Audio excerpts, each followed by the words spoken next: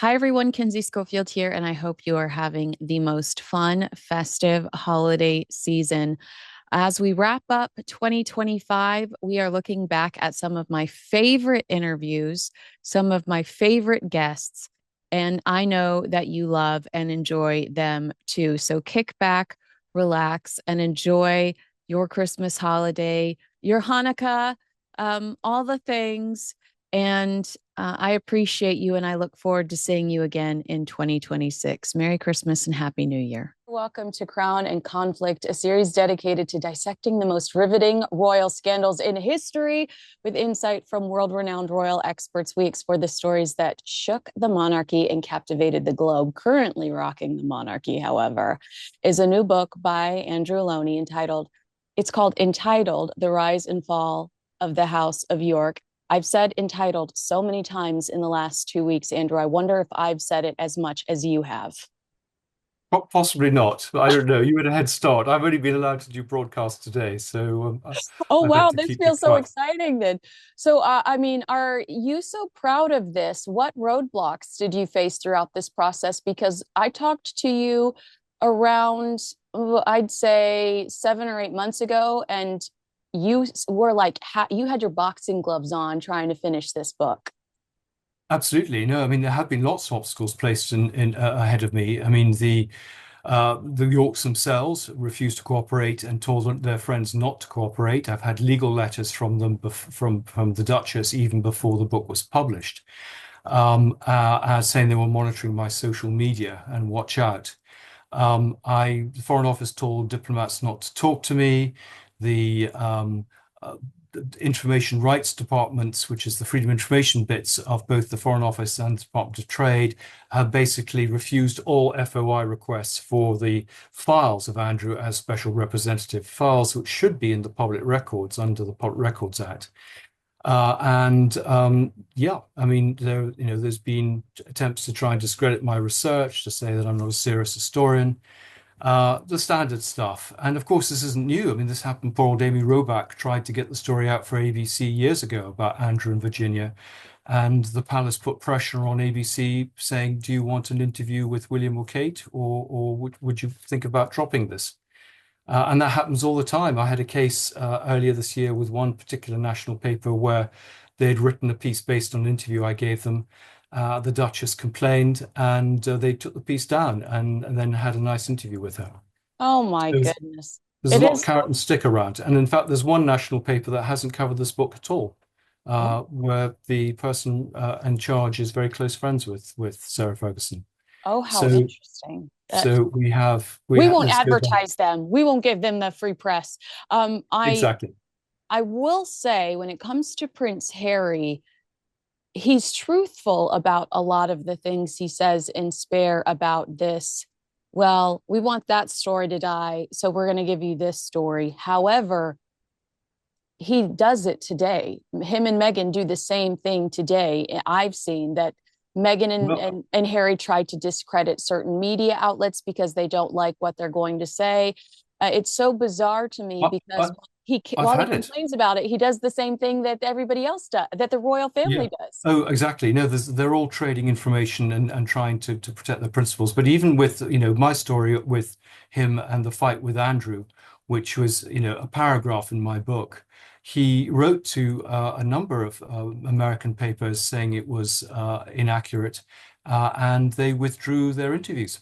And cancelled interviews in about three or four major papers without anyone coming to me to check, as they should do, and made defamatory comments about my expertise as a historian and truthfulness. So, uh, and I've just been doing interviews with various people in Britain, and they've received letters from his PR people saying they shouldn't be talking to me.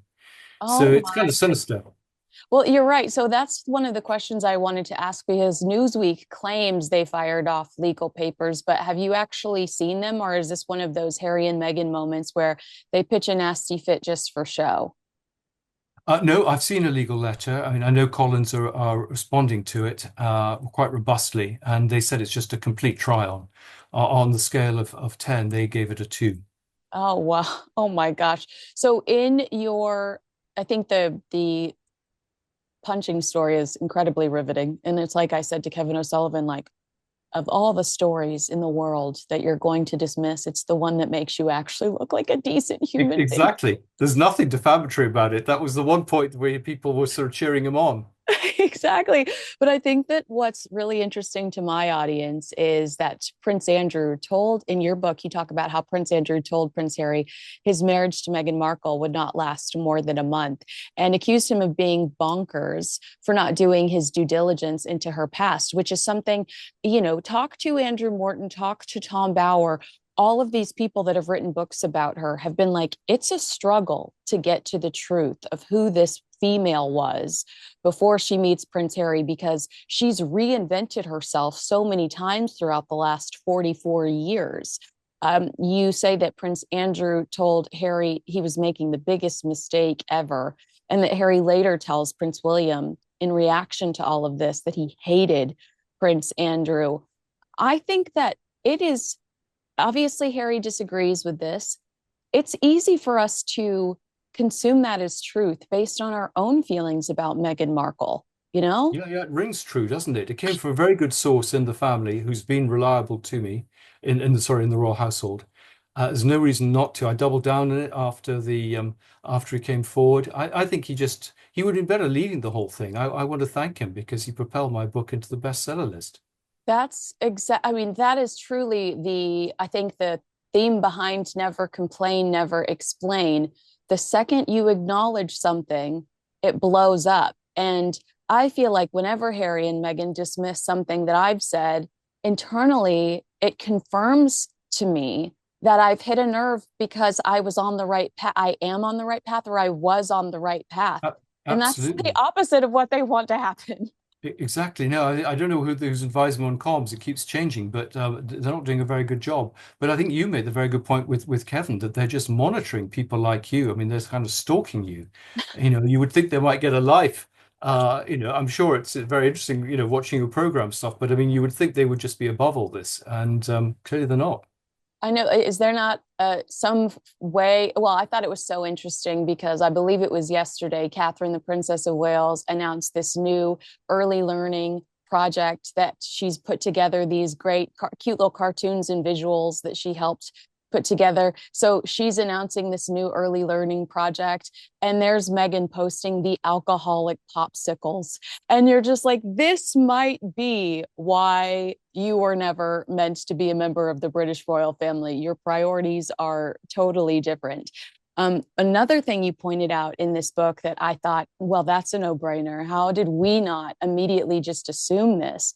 Was that one of the reasons that the Meghan Markle bully report is in a vault somewhere, and the royal family, which I always say that that's like the royal family protecting Meghan, whether she wants to admit it or not, is the royals actually protecting Prince Andrew potentially because they're so afraid if they blow up these Meghan Markle bullying allegations that it will inspire other people who worked under Andrew to come out and be like, well, wait until you hear about what I had to deal with. Yeah, exactly. Yeah, no. I mean, the Legion, the complaints about him, he doesn't seem to treat staff in the same way as they're not really proper people.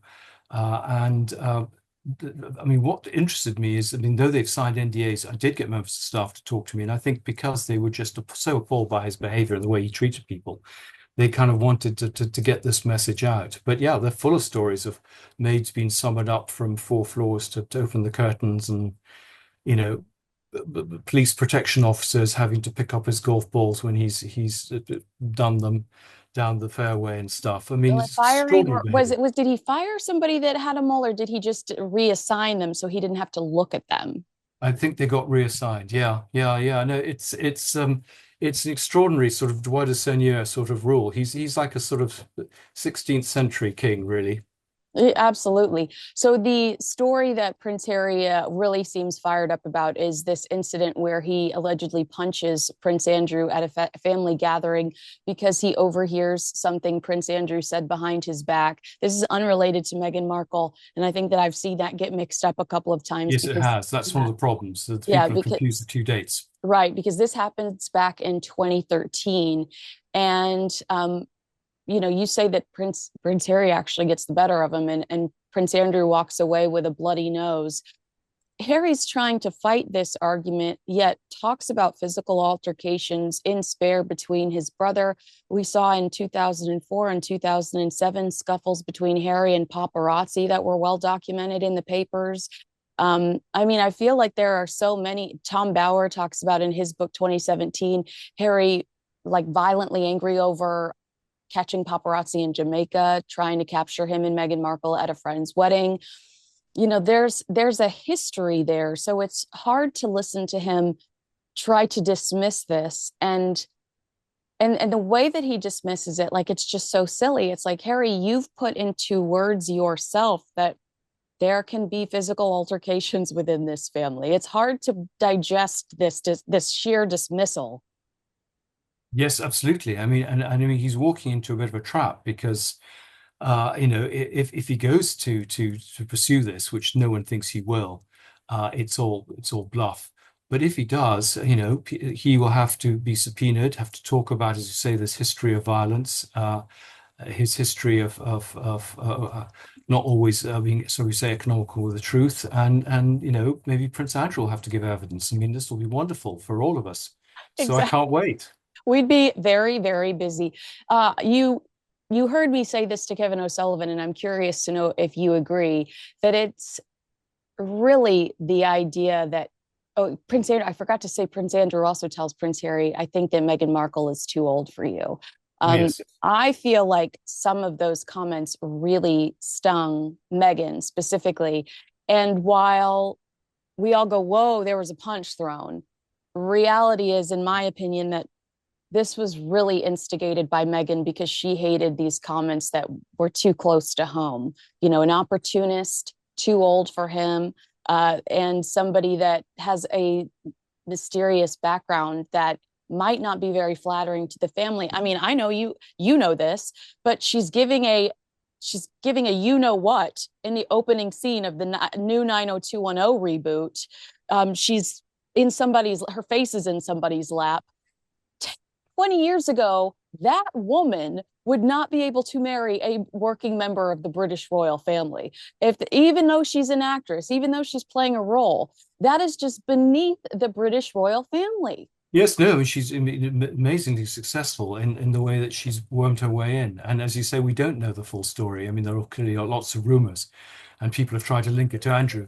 I found no evidence to support that. So no, I think it'll be interesting if things do emerge.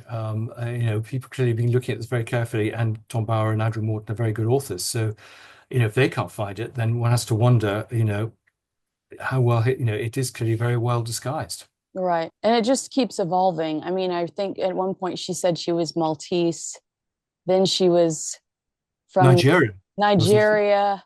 I mean, and then I watched a video on her on YouTube a few days ago where she's saying all the jobs she has as a child, and I'm like, did you ever go to school? Like, you worked in your grandfather's antique shop, you worked at Humphrey Yogurt, you worked at all of these places, you worked at BB. When did you find time to start your calligraphy business that you claim you had? It's just, it's it's also strange to me because I've never seen someone so desperate to tell us about herself pull back so much, be so bizarrely private in a way that feels like, I think because she will disappear for months at a time, it makes what she's trying to sell us seem that much more inauthentic. Yeah, yeah, no, I mean, she has a completely tin ear. It's extraordinary, how wrong she gets it. But she keeps coming back, I suppose. You've got to admire that.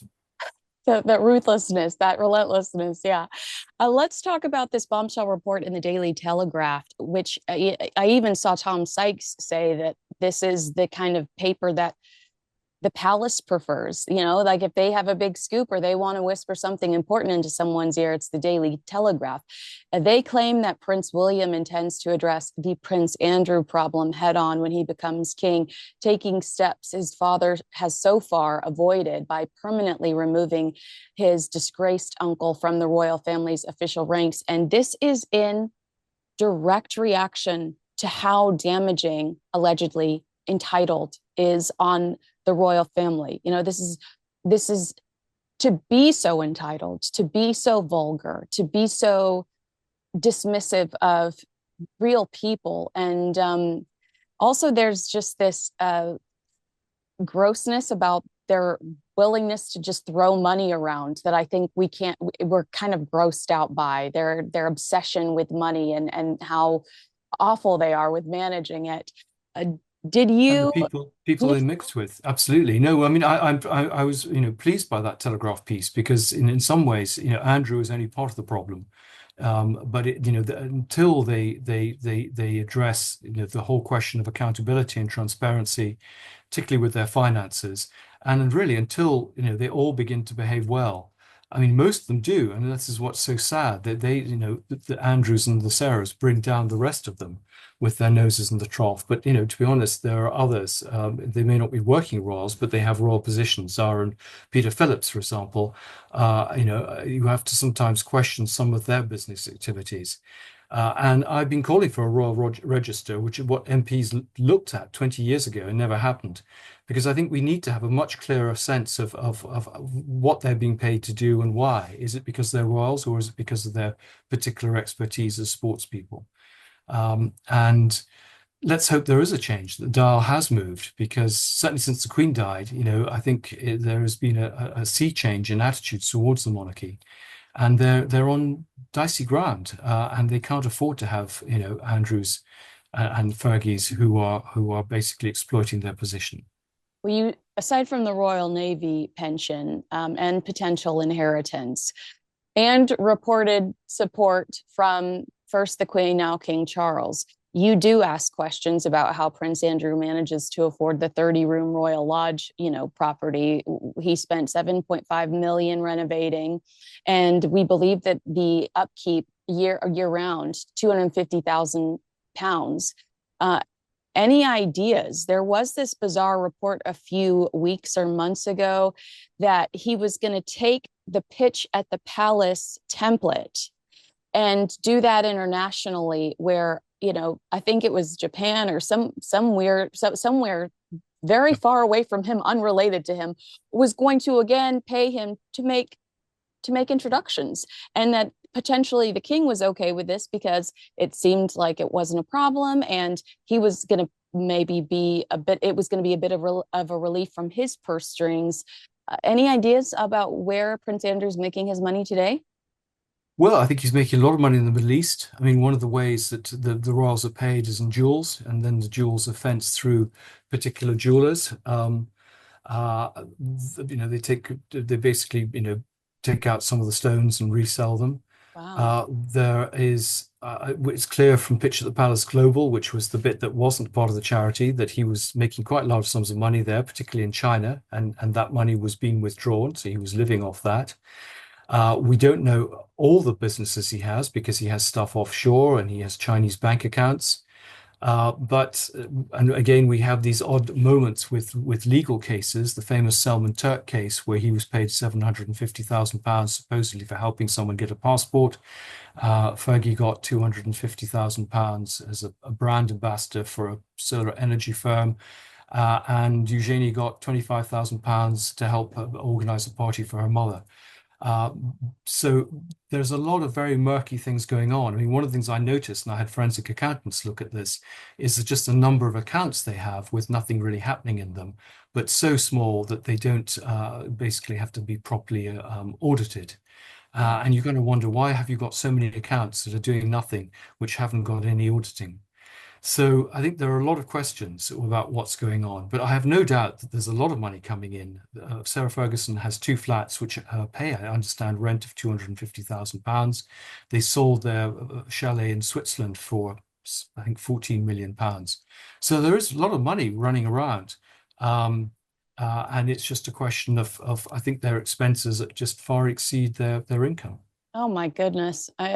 It's hard to even process living that way when you think how privileged they are to begin with. You think, I could figure it out. I could stay within my means. So you say in your book that Prince William has been working to try and remove his uncle Andrew from Royal Lodge at Windsor. The quote is, William has long worked behind the scenes to evict his uncle from Royal Lodge, the home he occupies by Windsor Great Park. He thinks Andrew is abusing the property and his privilege there. Is it so? When we heard the reports that King Charles was trying to make that move or push Prince Andrew into Frogmore, Harry and Meghan's previous residence, was it Prince William, kind of behind the scenes going, let's get that done? I don't know. I suspect so. I mean, he's certainly been one of the driving forces all the way through. I mean, even going back to 2019 and Andrew being stripped of his various royal duties, I think it was William who kind of stiffened the sinews there with the Queen and with Charles. So yeah, he sees the reputational damage to the monarchy. He's the person who's got to carry this thing on. So Mm-hmm. has most at stake to defend. And in some ways, I think he would like this problem dealt with before he comes to the throne. Uh, Right. so That's um, almost it's almost unfair that he would have to deal with it.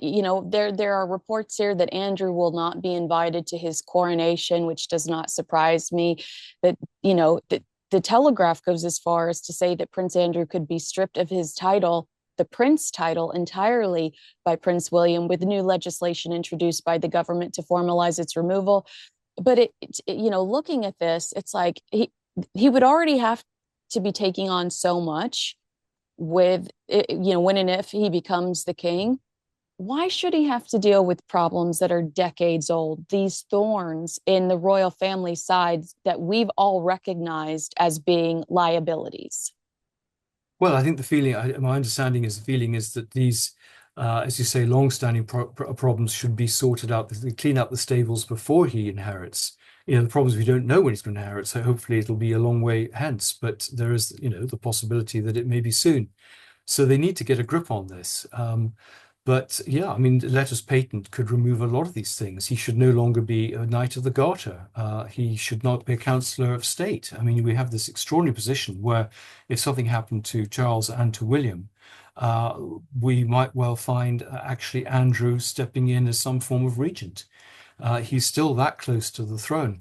So they really need to address this problem. And I think the problem is that he is drawing support away from the monarchy. It's all the good works that William and Kate and Princess Anne, all these people do, are completely wiped out when a story about Andrew and Fergie appears. I have an interesting question for you based on your research, because I would say a month ago, I would have said to you that King Charles is just so soft-hearted that he doesn't want to hurt his brother, or maybe potentially he made a promise to Queen Elizabeth before she passed away. But Tom Bower told me that King Charles is actually pretty ruthless, and if you cross him, he's done with you. And so now truly believe Tom Bower. I trust Tom Bower. I Yeah, also well, I mean, his book Rebel Prince. I mean, the way Yeah. he dealt with Diana. I mean, I think he doesn't do it himself, but he has lots of people who do it for him. Yeah. So do you think that do you kind of linger in that space with Tom Bower where you believe that there is really no justification for why he hasn't cut Andrew off? If he can be that ruthless, why is Andrew still hanging around?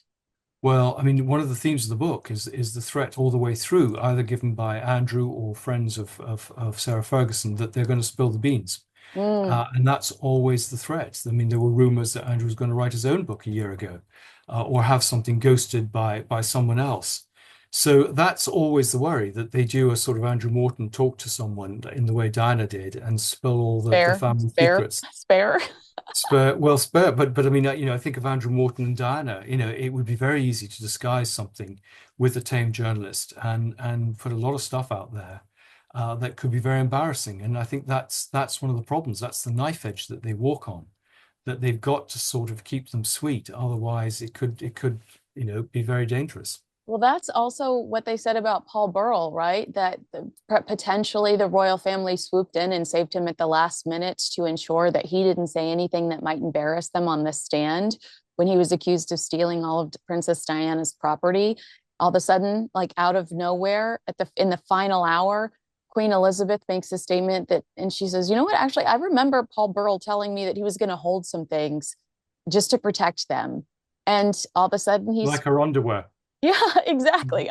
Totally. Like, yeah, exactly. That's exactly what I want people to hold to protect me. But speaking of underwear, I feel like Fergie would have thrown hers at JFK Jr. based on some of your details. Oh, absolutely. No, no. There was a list. I mean, I'm surprised he was number nine on the list because I mean she was absolutely obsessed by him. And of course she was very jealous of Diana because Diana had had dinner. And I think I'm not sure it is in the book, but Alan Starkey, who was close to one of the business associates, friend of John Bryan, and actually a lover of Fergie, tried to commit suicide at one point because he felt let down by the business that basically Fergie was going to help bail out, and she didn't. And she went to visit him in hospital and said, "If you think of doing this again, can you go and tell John F. Kennedy Sr. that, I've got the hots for JFK Jr. and I have a hope one day of being a first lady that we'll marry." So she lives in a complete fantasy world. Oh my gosh. Because she's into all of that. Well, I mean, I know that she introduced Diana to astrology. We know she's very much into, I don't know how to categorize it, but I'm not surprised that she asked somebody that almost passed away to go to the other side and talk to the ghost of Yeah, JFK Sr. That does not surprise absolutely. me at all based on what we Yeah, know no, of. she had Yeah. about three or four people that she astrologists that she called on: Penny Thornton, Madame Vasso, whole list. And would spend hours with them. And in fact, one of them was the one who told her that Andrew might be end up as regent. It's one of the reasons she kind of hung around. And of course, that she thought that was confirmed when Charles almost died in the skiing accident that killed Hugh Lindsay. Yeah. So, she kind of believes the stuff, and they swap books and alternative health. And the Queen had got fed up with her. She said she just talks mumbo jumbo the whole time.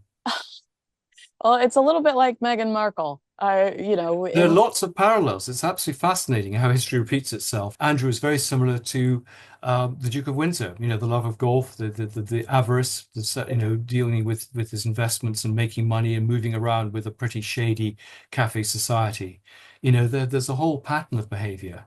well, yeah, you And write in your book this one, it's almost like Fergie wants the Queen to feel sorry for her because she tells the Queen that all Andrew wants to do when he's home is sit around the TV, eat TV dinners in front of golf and watch golf. And I just think, but you could be a lady who lunches. You could that could you don't have to go and misbehave so much because you're not getting what you want. Why can't you just make your life work? And I'm sure that that's the never complain, never explain. I'm sure that that's how the Queen felt too. Just make it work. It's not the end of the world because this guy wants to sit around and watch golf all day. But I wonder how much that is similar to Harry and Meghan, because I've heard that he sits around playing video games all the time while Meghan is trying to think up the next big scheme. So the parallels you talk about it's one of my favorite reasons that I follow royal history is just, wow, what about Meghan and the Fergie does QVC, Fergie does Weight Watchers. She really becomes just kind of like this celebrity spokesperson in the United States. I don't think Meghan has found similar success yet. Do you no. think she would pursue similar success I mean, because Meghan could have a payday if she became somebody's spokesperson. Yeah, I think, I mean, Sarah, has certain sort of, she's a very upbeat, sort of fun person. And, there's a very strong, fun personality there, which is attractive. And she's played the victim card, as you say. She's keeps saying, "I've learnt my mistakes." People sympathize with her. She creates this narrative that the palace, didn't take care of her and her husband was never there. And she overeats and no one loved her as a child. I mean, there's a very carefully manipulated narrative that she keeps repeating, and she just needs to go on Oprah and confess, and everyone forgives her, and then she does it all over again. But at least, she's a character, and I'm afraid Meghan Markle, it doesn't have that sort of that It's charm. It is, I hate charm. to say it, but it's charm. Yeah. I boldly skipped over the good JFK stuff because I just thought it was so ridiculous. So she invites JFK Jr. for drinks or dinner at her hotel in New York because she finds out that he's there. I mean, he lives there, she's there, and she's like, "Oh my gosh, I'm gonna invite him for dinner." And you say that somebody from the Kennedy camp is like, "Yeah, well, of course, but he's dating Daryl Hannah, who." Like Val Kilmer writes that like Hannah is the only woman that ever broke his heart. I mean, she is who everybody wants to bed. She's the end all be all. And Fergie's like, that doesn't bother me. But it Exactly. Yeah, I can deal with her. exactly, but it allegedly does bother Hannah. So JFK Jr. cancels, claiming a prior engagement. And you say that Fergie sent staff to spy on his place to see if he's actually lying about going off and doing something else because she's so incensed that he would have the audacity to cancel on her. Yeah. I can't believe that. That is like next level, but you're right. She does sounds like she does live in this like little fantasy world. And was this fight or this competition with Diana, you specifically talk about it when it comes to JFK Jr., but was it just in general? Did you feel like she did have a constant competition with Diana? Absolutely. Terrific jealousy between the two. I mean, she envied Diana because Diana clearly was more elegant than her. She was, well connected. She was smarter than her. So people sort of forgave Diana stuff that poor Fergie had to take the rap for. At the same time, Diana was jealous of her because she had a better relationship, she thought, with other members of the royal family. Mm. She went and played charades with them and went riding and walked the dogs. So, and they, of course, fought over certain charities. There's a famous story where uh, Fergie tries to muscle in on an AIDS charity that Diana feels as her own. And they watched the column inches in the papers, who was getting the most attention. They were both, I'm afraid, absolutely obsessed with the sort of fame, and who was more famous. And Diana played her because Diana said, "Well, let's leave the royal family at the same time. We'll do a sort of joint to leave at the same time, and it'll be a double whammy." And then she reneged on that, and poor old Fergie basically was left isolated, and Diana was just trying to test the water to see how the royal family would react. Oh, wow. So, and of course, Diana began to distance herself from Fergie. Fergie was very indiscreet. She wrote about things in her books, and um, Diana Like the just cut her warts, the loose. warts. She said she got The warts when she verrucas. borrowed Verrucas, yeah, exactly. borrowed She Prince. borrowed some shoes and got some verrucas. That's But it so was also, I mean, she was leaking stories, and couldn't be trusted. And I think, everyone began to distance themselves. I mean, Prince Edward had the daughters and Prince Andrew to his wedding, but he didn't invite Fergie. Oh, wow. Well, I hate to dwell on the subject, but no, I don't. You also write that she spent hours searching magazines for articles about JFK Jr., cut out photos of him in his swimsuit, and debated with friends what aspects of her personality he would like. I mean, do you feel like she was just still a teenage girl a little bit? I mean, we say that about Princess Diana, that she married too early and she didn't really have time to mature. And she was almost stuck there as that Yeah. teenage girl walking down the aisle. Yeah, I think there's a very strong sense of that with both Andrew and Sarah Ferguson, that they're Wow. sort of never really grown up. I mean, Andrew with his teddy bears and stuff. And for her, her mother left and she had to grow up quite quickly, living there just with her father. Her sister had married. And I think there, she behaves in a juvenile way. I mean, she plays up to the children, but I mean, her podcasts and things are all about being very juvenile, and that's where I think she feels happiest. Pretending to be a 5-year-old. It's away from a world of responsibility. So yeah, I think they both have this sort of delayed adolescence, where the world was safer and less complicated. You say, well, you mentioned John's name earlier, John Bryan, that she had a $1.14 million annual expenditure included almost 400,000 on staff, 200,000 on gifts, 66,000 on parties, another 200,000 on travel, and $132,000 on clothing. This was where I was like, whoa, including a true spending spree at Bloomingdale's where $33,000 was dropped in 1 hour. I couldn't do that. And I think I'm an incredibly skilled shopper. I don't even know how you would do this. Well, I think she just bought one of everything. I mean, Oh, she would often just say she'd like a jersey and then just buy 8 different colors. Or she would say, I'll take 8 and I'll return 7, and then never bother to return the 7. yeah. So, yeah, I mean, I think she just, just had to have things. And, What do you know if bottles of there's a wine that were opened psychologically and never behind? drunk. Do you know if there's anything psychological behind that? Like, do we know if it's because of the way she grew up, or was it because she felt this competition with other members of the royal family, so she needed to have things, so she felt as good?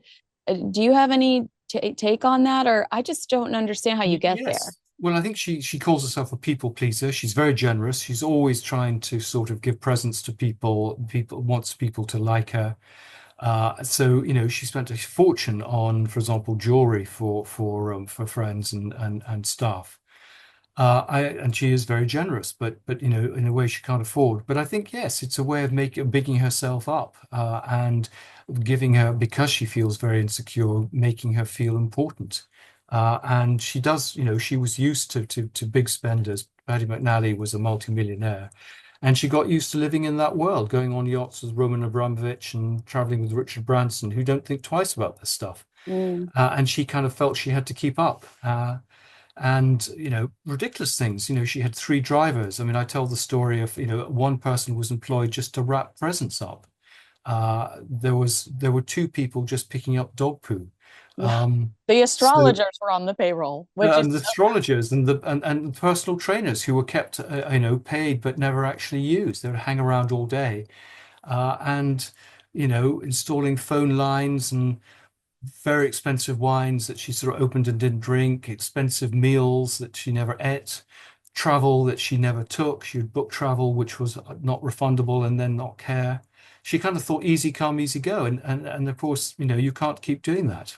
Yeah, because I felt like were we buried her, I thought, throughout the Jeffrey Epstein scandal. I know that Prince Andrew is alleged to do something far more horrible, but we, I felt like we didn't talk enough about the fact that she gladly took a loan from this man. And I think you said she didn't pay back a lot of those loans. No, I mean, there were more numbers for her in Epstein's black book than of Andrew, and she stayed at the house on a regular basis over a much longer period than she's said, and was much closer to Epstein. I mean, she should be giving evidence to the FBI as well as Andrew. She's kind of kept under the radar on Epstein, and it's all been focused on Andrew because of the sex allegations. But actually, the money allegations against him, I mean, that's why the poor guy was sort of going back there with his hand held out, particularly in December 2010. It was all to get money for his wife. Mm. And so she's much more closely implicated in the whole thing than I think people have realized. I agree with you. Does it surprise you? I had a friend tell me that she had an outstanding balance at a store and they were pulling their hair out because she kept wanting to come in and still shop, but the outstanding balance kept growing and growing. And every time they'd say to her, "We really need you to catch up," she would find a reason to, very flaky, would just find a way to worm her way out. So they Yeah. went through old pages of receipts, which this might be illegal, but they went through old pages of receipts until they could find one of her old credit card statements. Because it was back when you had to do this and like you would see the indentation on the paper. And so they finally just got fed up, found an old piece of paper that had her credit card info and manually did it so that they could try to clear her up at the store. I mean, I like that's a new low. And they Yeah, yeah. probably Well, she ran up huge debts, with lawyers, with hairdressers, with people who painted pictures of her daughters and never paid them. People who loaned her money for holidays. The sense is of entitlement is, these people should be pleased to be helping me, and they're little people, and they don't really count. So I can do exactly what I want. Staff ran up huge bills on their credit cards for her, and there were bills her staff weren't paid. Um, she would. I mean, there was a moment when she was on holiday and her electricity bill came in, and she didn't want to pay it, and the electricity was going to be cut off. She can't be bothered. That's not important. She's more important than that. My final question to you is: you wrote, "She partied, she took lovers." I'm sorry that this became the Sarah Ferguson show, but That's no, it's so fascinating. Yeah. exciting to me. She partied, she took lovers, she was indiscreet, causing Princess Margaret to tell the Duchess, "You have done more to bring shame on the royal family than could ever have been imagined. Clearly, you have never considered the damage you are doing all of us. How dare you discredit us?" That's, I mean, to come from Princess Margaret, who was considered in my genre the original royal rebel. That's pretty harsh, huh? Yeah, exactly. Yeah, I mean, call the kettle calling the pot black, pot calling the kettle black. But yeah, absolutely. And I mean, I think many of the members of the royal family, didn't, for example, attend some of the celebrations for Andrew and Sarah because they really wanted to distance themselves. And particularly Philip and Elizabeth were very concerned that she hung in there, and they didn't allow their son to develop new relationships. They felt she was a bad influence on him. Uh, um, yeah, I mean, her whole raison d'etre is based on being a member of the royal family, which is why she's so keen to get back in. And in some ways, why they need to distance themselves from her, because I think she is as much a liability to them as Prince Andrew. I lied. One more question. Is it friends with benefits? Why does she still live in that house? Is it because it's convenient and it's big and she has her own wing and she just likes her space and it's comfortable to her? Or do these people occasionally snuggle? Nope, I don't think so. I don't think they snuggled for a long time. I think it's friends with benefits in the real sense of the word. That he's there, she's paying the bills with the staff. I mean, she doesn't have to cook. It's all laid on for her. She lives in a style that she wouldn't normally be able to afford. And the deal is that she supports him, and he's grateful for that because not many people do. And they both, I mean, he had a lover living there for, I understand, 5 years. So under the radar, sneaked in through the back entrance. So when we say he's stuck in Royal Lodge and having a terrible time, well, I don't know. I mean, I suspect he's been sneaking people in and out, and he's been leaving himself. Watching Uh, plenty of golf. well, I mean, he's got his golf exactly, um, and that's what he likes doing. So, I mean, in some ways, it's perfect. TV and golf, that's what he loves, and the masseurs coming in to help him heal is the term. You know, this is one of my favorite products. This holiday, while others are chasing the rush, find your sense of calm with Peak. Peak is a luxury wellness brand powered by rare plants and cutting edge ingredients, offering the perfect remedy for the season's hustle and bustle. Their science backed botanicals, minerals, and vitamins support metabolic function, immune health, sustained energy, and radiant skin. In this festive season, choose serenity as the ultimate luxury with Peak. One of their newest essentials, the Deep Hydration Protocol, is a day to night electrolyte system that keeps your body and skin hydrated while promoting better sleep. Enjoy a focus boost without jitters or crash. The natural balance of caffeine and calming compounds keep you centered and alert all day long. Nutrients in their matcha help curb sugar and hunger cravings, making it easier to stick to your wellness goals. Now, I have been using the deep hydration protocol every night for the past 2 months, and my skin has never looked so plump and dewy. I wake up looking and feeling like I got enough sleep. Ready to gift the glow? Unlock 20% off for life for yourself and everyone on your list. Give the gift of glowing health this holiday season. Get started at peaklife.com/Kinsey. That's PIQUE life.com/Kinsey. I'm so excited to be with Billy Bush, host of Hot Mics with Billy Bush on TuneIn Radio and YouTube. Of course, I'm going to tell you, I've loved you forever and ever and ever. And it's so much more fun to have access to you these days on YouTube and to Yeah. talk, to get your reaction in real time about, and also you're not in this position where you're kind of like locked in and can't be yourself. I get that as a viewer. Do you feel that way too, now that Oh, you're doing your own thing? freedom, Kinsey. Freedom. Freedom at last. It's unbelievable. Yeah, I mean, should have done it years ago, I guess. But then things happen when they happen. Look, you got a safe check from a place like Warner Brothers, and before that, NBC forever, and it's like, hard to walk away from. But those checks are getting smaller, and Yes. those audiences are going down, even though some of them are still quite large. They're going down, and YouTube is going up, and I have too much experience, too many years doing this, too many tangential stories about almost everybody in the public eye. Like, you got to have a place to wheel those out. Right, absolutely. And Hot Mics is the perfect place for that. So I'm glad we have that venue now. Now, the internet, of course, it's like there's nothing untrue on the internet. Everything on the internet is very factual, as I'm Hmm. sure you know. Sure. I am curious to know if it's true that the Bush family is descended from English royalty through some of your ancestors. Have Let's you say ever heard yes. that? Let's say yes to that. I don't know, but I've never heard that. But why not?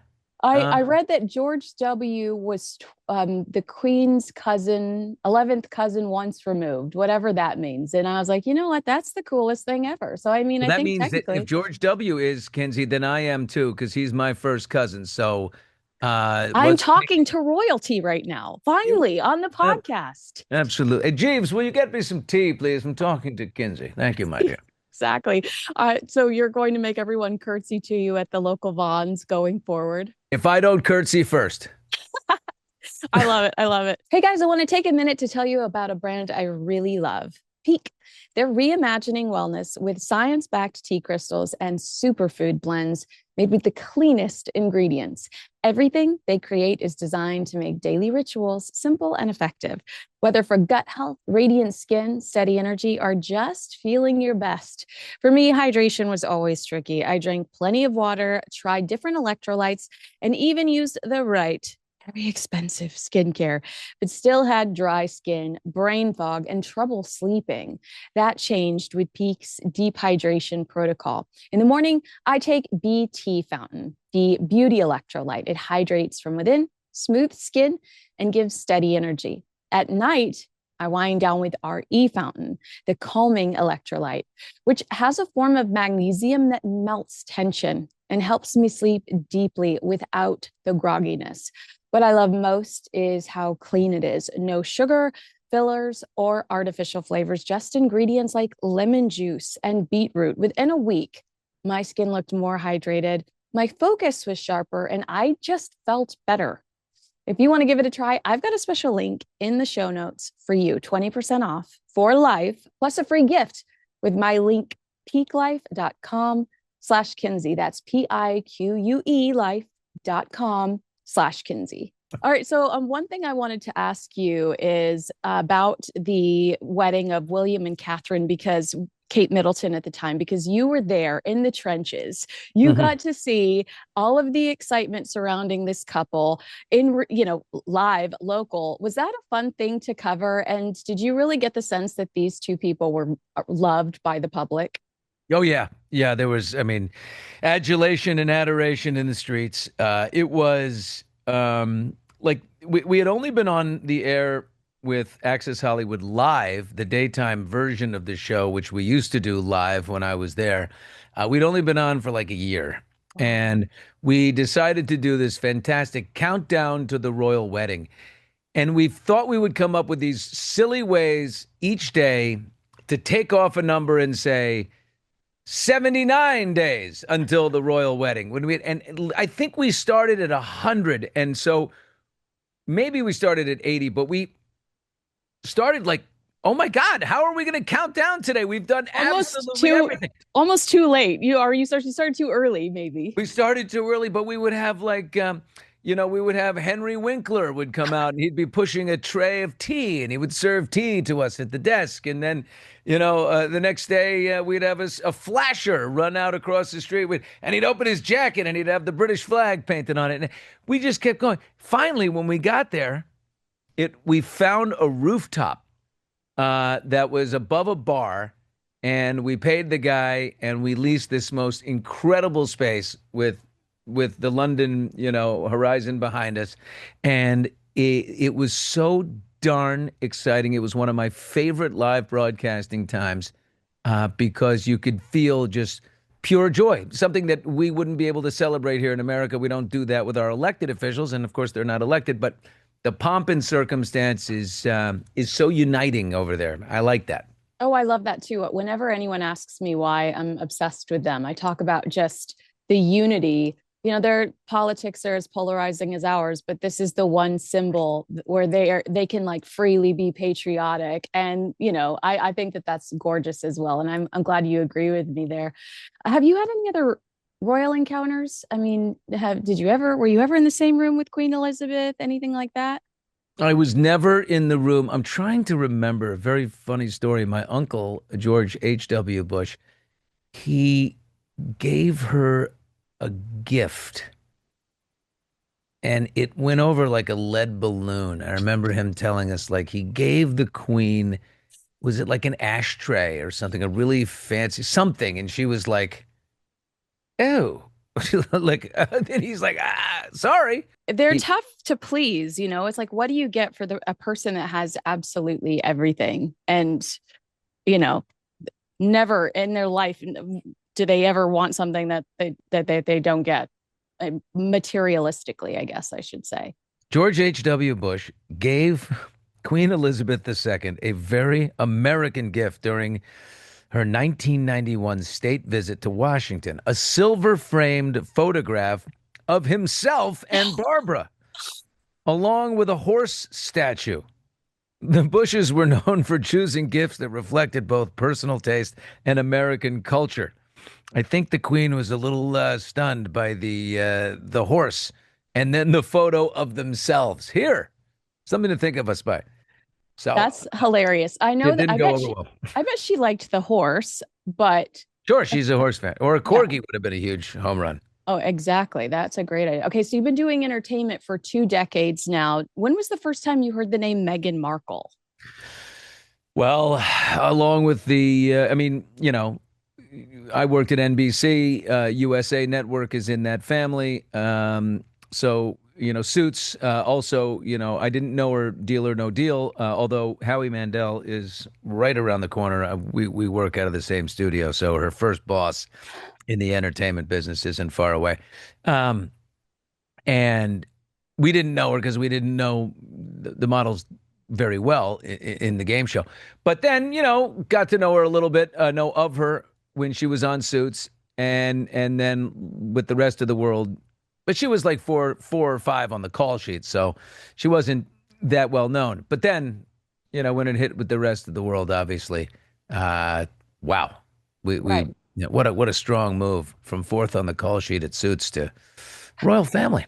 I know, and that's a pretty big glow up. Do Did you you watch? believe that she didn't know that Harry was like when she first laid eyes on Harry, that she didn't really know he was a prince? Like, No. I really? mean, thank you for saying. Yeah, well, that was my Come next on, girl. question for you. So I was going to ask, did you actually watch Suits? Or are you just being nice by saying that she was in the same family? Because you're right. Technically, she was in this space with you. She So was I'd in it. like to know if you watched Suits. And B, Harry claims in Spare that William and Catherine were secret Suits fans. Are you buying that? No, I know. No, not a Yeah. chance. Yeah, he says that like when he said I'm dating this girl, they were like, "Oh my God, we love her in Suits." And I'm like, No, "Really?" no, we don't know her in Suits. We barely know her in Suits. I mean, maybe we've seen her once. No, there's not a chance. That's all made as made up as I didn't know he was a prince. She made a Exactly. hard move. She made a strong move, and boy, did it work out for her. I don't know if it worked out so well for Harry. Agree. Well, when they leave the royal family, they start in this incredibly privileged position right out of the gate. Netflix banging down their door, Spotify. Do you think that they blew that? I mean, who doesn't think of Bill Simmons every time we think of Harry and Meghan and their Spotify relationship now? I know, totally. Yeah, they blew it. You know, Archetypes, her podcast series that, you know, she just realized, I don't really want to work that hard. And podcasting is a lot of work because you got to do a lot of it yourself. That's the way this works. So she's not going to do that. Meghan Markle's not going to DM somebody, and so participating in the digital universe is going to be tough for her. I just watched the first two episodes of the second season, and by the way, it wasn't renewed. It was all shot at once, and they cut it up in half. They didn't bring back the camera crews and all the expensive equipment, which costs so much money to film a second season. It was done at once. And like the podcast, she has an authenticity problem. She's got a problem with she's force feeding something she wants people to swallow, and it doesn't feel real. It doesn't feel authentic. You don't sit down and make paper maches and do this is all stuff that's been taught to you, and you're a very good actress. So you're turning it around and doing it on camera very well. But it's boring. It's self-serving. I can't believe that they did it. And they did it because I think it's because she's neighbors with Ted Sarandos, who is the CEO of Netflix, and they all run in the same community, in the same hang up there in Montecito. Oh, they do say it's all about who you know Oh, when it yeah. comes to this town that we're in. Can I tell you my theory, though, just to be petty? Please. I think that they're holding on to her in case things go south so that they can have the exclusive. If anything were to happen with Prince Harry, they've seen how vengeful and how bitter she can be throughout the Oprah Winfrey interview. And they want that exclusive if anything were to ever happen within the relationship. Wow. Okay. So it's a retainer. Yeah, I mean, what's a first look deal? It's not them hitting the jackpot because it's not even an exclusive first look deal. Netflix is just like, hey, if you got any ideas, send them our way. And I mean, you and I could do the same thing. You and I could roll up tomorrow with some good ideas for Netflix. Netflix does a series. They have some big deals with Shonda Rhimes and with there's a few people that have very big deals. I can't imagine that if there is another deal, it's very big at all. But maybe that is worth it, because the one thing that they did, the reality series that they did, was excellent. It did Right. very well on Netflix because that's what people want from her. Gossip. I use the example of years ago. You're too young, but Trump was doing The Apprentice. Martha Stewart launched a second version of The Apprentice, Martha's version of The Apprentice, and it was not the badass Martha we know.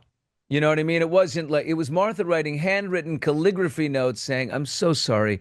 Your time here at the corporation is over. And I just wish you the most wonderful." That's not the Martha we want. No.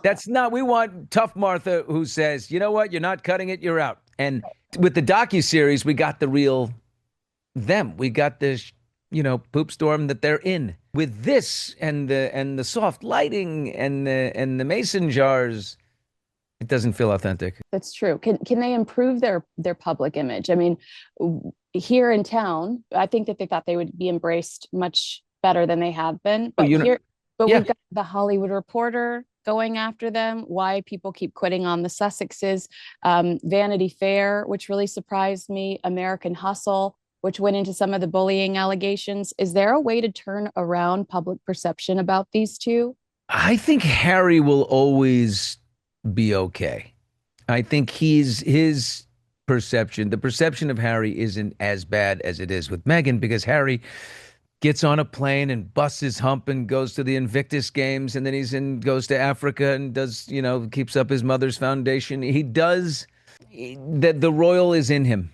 You know what I mean? We've lost him. He's gone away from the coop. He's the prodigal son. If he comes back, he will be received, but he must come back alone. And he must come back and apologize. He must come back. He must apologize. He must be forthright, contrite, and he must come back alone. That's the key. Meghan, when she's keynote speaker at a different event, you're like, why? When she gets the archetypes thing, like big, huge Spotify deal, why? The Netflix show, why? Yeah. Oh, why? Yeah. She comes off more as a grifter than he does. Wait, well, let's talk about that because, okay, we're going to talk about Ryan and Blake a little bit, which you cover a lot on Hot Mics. You spoke on Hot Mics about Blake Lively having to share birthday wishes from friends on the payroll. I've mentioned this 3 times on my show this week because I thought it was so funny. And now Meghan's makeup artist is Daniel. Yeah, Daniel. He's in season 0.1 and then season 0.2. He survived the bath salts, and so he appears twice. And what you say about Blake is that when your friends are like basically paid to be there, how authentic are these friendships? Do you see similarities between Blake and Meghan? And the reason that I pivot in this direction is because you're saying why? Well, Meghan is elevated because of the man that she married, and a lot of ways Ryan Reynolds helps Blake Lively out in the same way. Yeah, I mean, Blake was definitely more accomplished. Gossip Girl was a massive phenomenon, and had he never come along, she would be definitely able to fly private, a few times a year. I think she did, so she definitely had her jam. I think with him is there's a little bit of Kool-Aid and a little bit of self-elevation, and now you're more powerful and more wieldy than you otherwise would be, to the point where you can use Taylor Swift as leverage when you're arguing with your director or trying to bully your director in a certain direction. You feel like you've got this big power behind you. She's not entirely wrong. Lionsgate recently announced, another film in development with producer and star Blake Lively. Now it's just a development thing. It wouldn't go into production for 2 years. Like you said earlier, it's a down payment just in case the thing blows over. If the Reddit comment section is still brutal to Blake, they're not going to make the movie. Right. If it blows over and the trial comes March 26, 2026, and it comes and goes, and the Reynoldses survive, okay, they'll go make the movie with her because she's done 3 movies at Lionsgate and they've all worked. Simple Favor 1 and 2, Age of Adeline, all 3 successes there. With Meghan, what they really share in common to me, and we go back to that makeup artist. Don't you dare bring up Daniel, the makeup artist of Meghan, without me letting. I have to comment. Yeah, I see it all the time. There's so many actresses whose bestie is either hair, makeup, or wardrobe, and these are people who work for you, and the relationship is disproportionate. They listen to you and they tell you you're right and they compliment you every step of the way. It's not a friendship. A friend tells you, girl, this show is a steaming pile of because you're forcing something down people's throats that they don't want. You're not being you. Yeah. Daniel isn't going to say that. Right. I mean, wouldn't it be fun if let's pretend Meghan Markle really is a bully? Wouldn't it be fun if like we just saw her be a monster? I mean, like remember like the Kelly Catrone show, the famous publicist in New York, and like I'd watch that. Mm-hmm. Subscribe. Yeah. Subscribe. That's what we want to see. You know what I love about the Daniel thing? I just have to say, like the first episode, Daniel, the makeup artist, it's like the very first episode was like, oh my God, we're all so excited. Daniel is coming. Can you believe it? Daniel's coming, and we're going to make flambés, and it's going to be incredible. I'm like, can you believe Daniel's coming? Oh my God. Oh my, we're running out of time. Daniel's going to be here in 10 minutes. We have to get everything ready. Will we be able to make it in time for Daniel? It's Daniel, your makeup artist. Stop. It's such a bad production.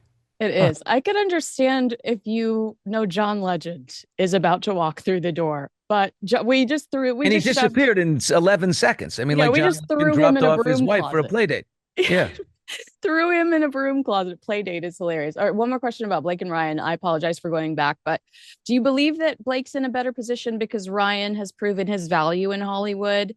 Harry's independent projects on Netflix have all flopped. They're boring. Yeah. And so I feel like Ryan is in a better position, or Blake's in a better position because Ryan is a moneymaker. Oh, for sure. Billions of dollars. When Deadpool runs out, you're only as good as your latest receipts, and his are great. And not to mention, the dude's got the Midas touch.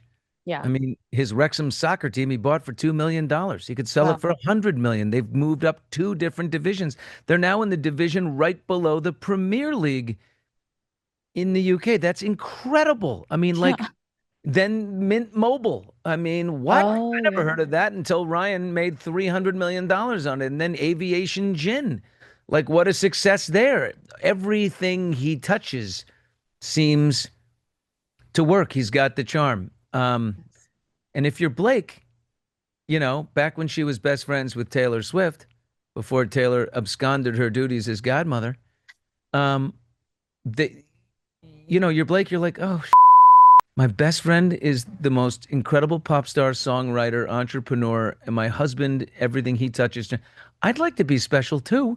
I don't want to just be an actress in these movies. I want to produce. I want to direct. I want to own intellectual property. I want to be like Reese Witherspoon, opting big series, turning books into massive projects. So she got herself in a twist, and she Some decided to steal it from Justin Baldoni. got some sharp elbows there. Yeah, wants to do her own wardrobe. I wish she wouldn't have. That I wish she No. would not have done that. Really quickly, you've been so gracious with your time. Thank you so much. Did the Oprah Winfrey interview hurt or help the Sussexes? I think the further we get away from it, the more harmful we realize it was for the couple. Because as Americans, we pull up our bootstraps. We are a little never complain, never explain. Let's just get it. Let's get up and get it over with. And it feels like Harry and Meghan are just like the perpetual whiners. Taking a shot at the Queen, and the royal family, especially with the Queen in her advanced age, at that, it's like it really played poorly. It played very, very poorly. Of course, there's the initial like, who did it? Who was the racist within the walls? Which one was the one? And then there's like, oh, really? Yeah. Like you're throwing that dart at you know at the monarchy. That it absolutely has aged terribly, and I think it was. I can't believe Harry allowed it. Not that he controls her, but I mean, if that camera didn't turn off and he didn't lay into her, I don't know, then he is a lost cause. Would you have pushed back at all on any of the allegations made during the Oprah Winfrey interview? Like you said, there was I say you cannot throw that racism. out there and not tell us who. Yeah. Say It's it. Say it's it. Don't float that out there. That's terrible. yeah, sensational claims that still remain a mystery today and hover over why there can't be a royal reconciliation. Do you think that certain outlets or even Oprah give Harry and Meghan the coverage they want because they are biased or because they're hoping for access to the pair, which is not so far fetched with Meghan pursuing entertainment still? Yeah, there's a great tradition in legacy media of arriving at everything that the royals do. The royals will always get a good shake. Meghan, um, I think you are correct, by the way, about a retainer like with Netflix. At least some keeping an eye on them in case things turn interesting and dramatic. Everybody's going to want access. But boy, the entertainment media has had it with her. We have. Yeah, it's And true. last but not least, totally unrelated to anything we've talked about, but I couldn't find you commenting on this. Do you have a reaction to Megan's twerking video? I just like we want privacy. No, I liked it. Now I'm gonna take a turn. I thought it was cute. I know people ragged on her and whatever, and I thought she's got moves. I like the moves. She's got rhythm. She hears the music. The little twerk was, I thought, adorable. I liked it. I said, now wait a minute. More of that, less of this cooking business and these, fake scenarios and you as Martha Stewart meets Gwyneth Paltrow. Don't feed that to people. But she's got a fun, playful side, and I like the twerk video. So that's maybe a different answer, but Maybe she it's should lean into it. maybe it's Prince Harry that's the conflict then, because we want privacy, covering up the kids' faces on I social get media. that. But I get that. yeah, so I wonder if she would rather be that girl, but it feels like she has to do something specific, like with Love Megan for Harry. I think she'd love to pimp the kids like the Kardashians. Get them out there, put them, put them on the scene. I think you're right. That would be a whole. If Harry would say, you know what, fine, that's their next big Netflix deal. They've got one more deal in them, and that is Arch and Lilibet, and get them on the screen, and you might have another series. I totally agree with you there. All right, And hot fight. mics. What? Don't be like, oh my God, H, how was your day? You look tired. I just made you this little flambe that I whipped up. No. How about this? I don't like it when I want to see a real situation, something authentic. Absolutely. We want that too. And you know who is authentic? Billy Bush. Billy Bush is very authentic. You can check out Hot Mics with Billy Bush on TuneIn Radio and YouTube. Make sure you subscribe. If you're leaving me right now, please go over to his page and subscribe. Billy, what a pleasure it is to finally meet you. I've admired you forever, and you're as handsome as ever. So congratulations on your genes. Well, thank you. You know what? I'm happy to have my hair. Guys. Well, I know you're taking a pill for that because I watch Hot Mics enough to I do. know.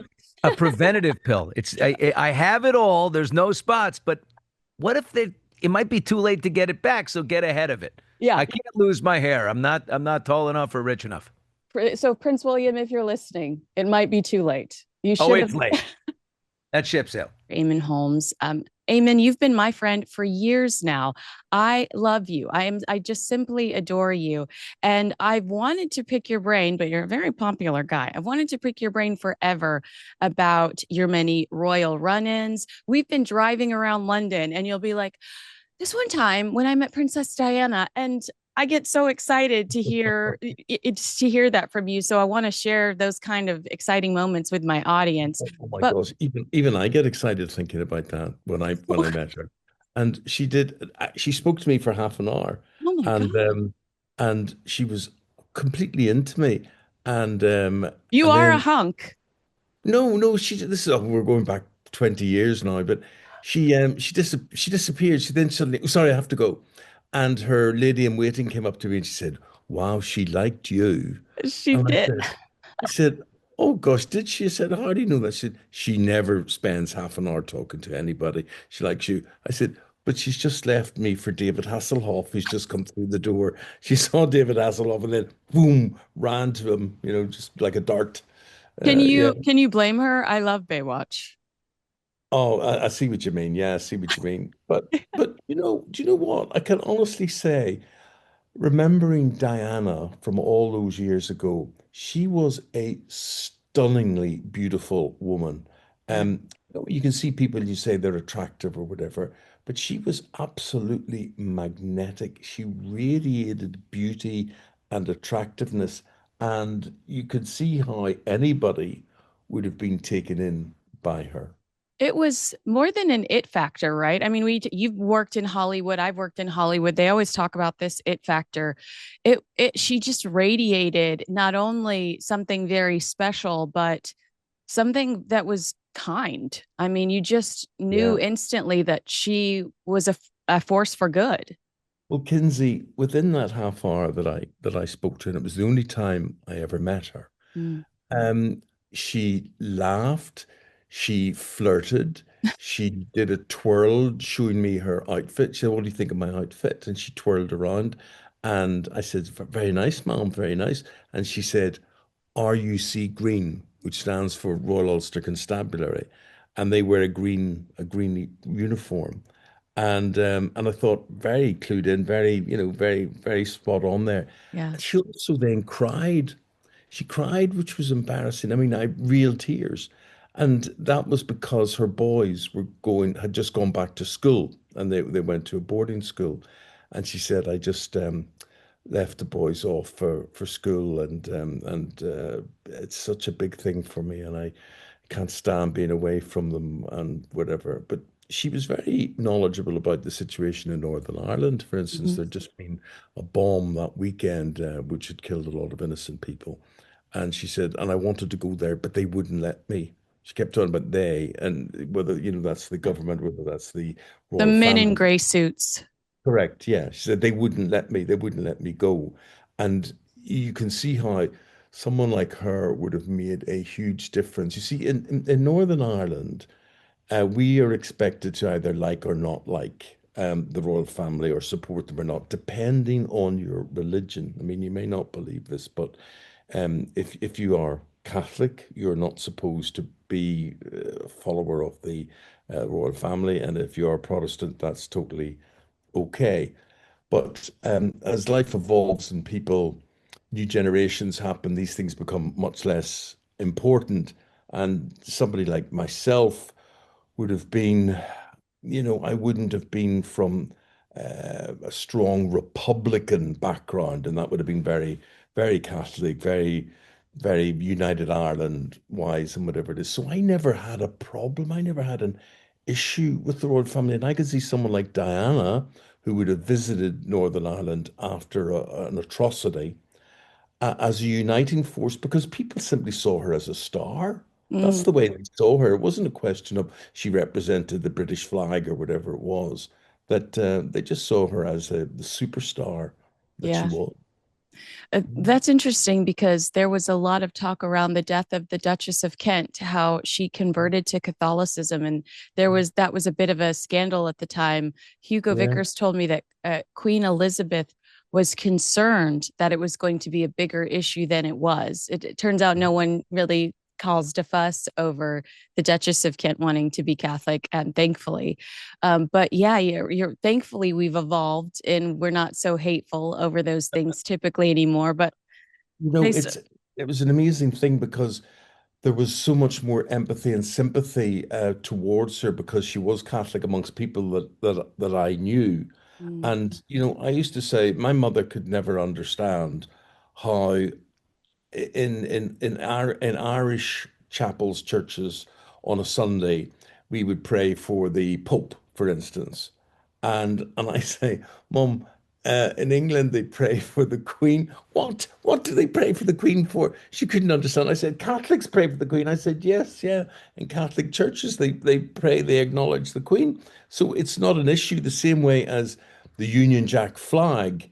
It means something completely different in Britain than it does in Ireland, where it would often be seen as a symbol of oppression. oh, And but I think we're evolving. I think we're evolving, and the royal family become more showbiz mm. than establishing a religion or a rule of law or whatever. And I think they're accepted by a lot more people than they used to be. But I just wanted to point that out. It is quite a funny little nuance.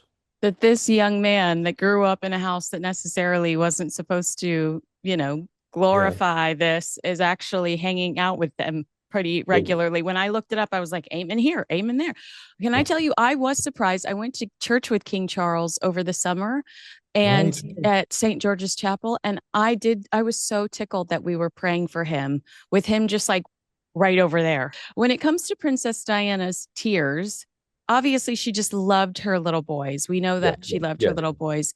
But did you get the sense, even with her spending a significant amount of time with you, and also sorry to ask you multiple questions within a question, but where were you in your career at this point? Did she recognize you? Was she like, oh, I love watching him? And then Yeah. B, did you get the sense that she was lonely or that her boys are gone, she's spending a significant amount of time with you, or did she just think you were adorable and wanted to spend some time with you? No, oh well, Wow, wow. I think generally she was lonely, I would say. Generally you could tell that the boys were the single most important thing in her life. Um as regards what was the first part of that question? What What you were you asked? doing in your career at the time? What Did she was I doing? recognize you? Yeah. I was the king of breakfast television at that stage. Well, you still Um, are. Okay. You still well, are. but we were actually doing a debate that day about should Charles and Diana divorce, Oh, and yes, no, you vote, you have your say type thing. yeah. And she came in. I said to the first thing I said to her is, Mom, my name is Eamonn Holmes. I said, I know who you are. She said, I said, well, I do want you to know that vote had nothing to do with me today. Absolutely nothing to do with me. I said, oh, they always want to talk. They always want to speculate about things. But you could tell there was an element of truth to all of that. And at that stage, the public did think they should break up if they weren't happy. People, the way that you say the Queen was surprised that there wasn't so much uproar about uh, the death this week of the Duchess of Kent. But I think that people now they just have lives to lead. They have their own lives to lead, and these things are less important. They're important constitutionally, but they're not important in certain people's lives, you know. Right. It's Yes. interesting talking to you because, you know, not only are you a journalist and you go and you make all these things your business and you source things and whatever, but for you, you're a fan.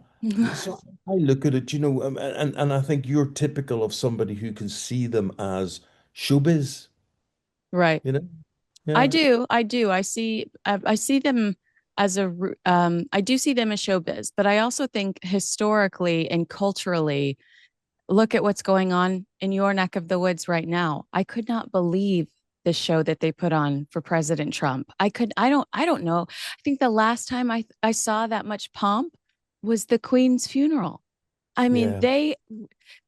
they're so important to the relations between our country. I mean, even our countries, even over the next 48 hours. I mean, they're doing all of this to impress Trump because they want Trump to say, yeah, I'll lower the tariffs on steel or, Yeah. or, Yeah. you I'm going know, to help the country. You can see that is, in a way, it's a little bit shoddy that royalty has to be sold in that way, but it yeah, works for Trump. It works big time for Trump, and it means, as you say, tariffs could well be reduced.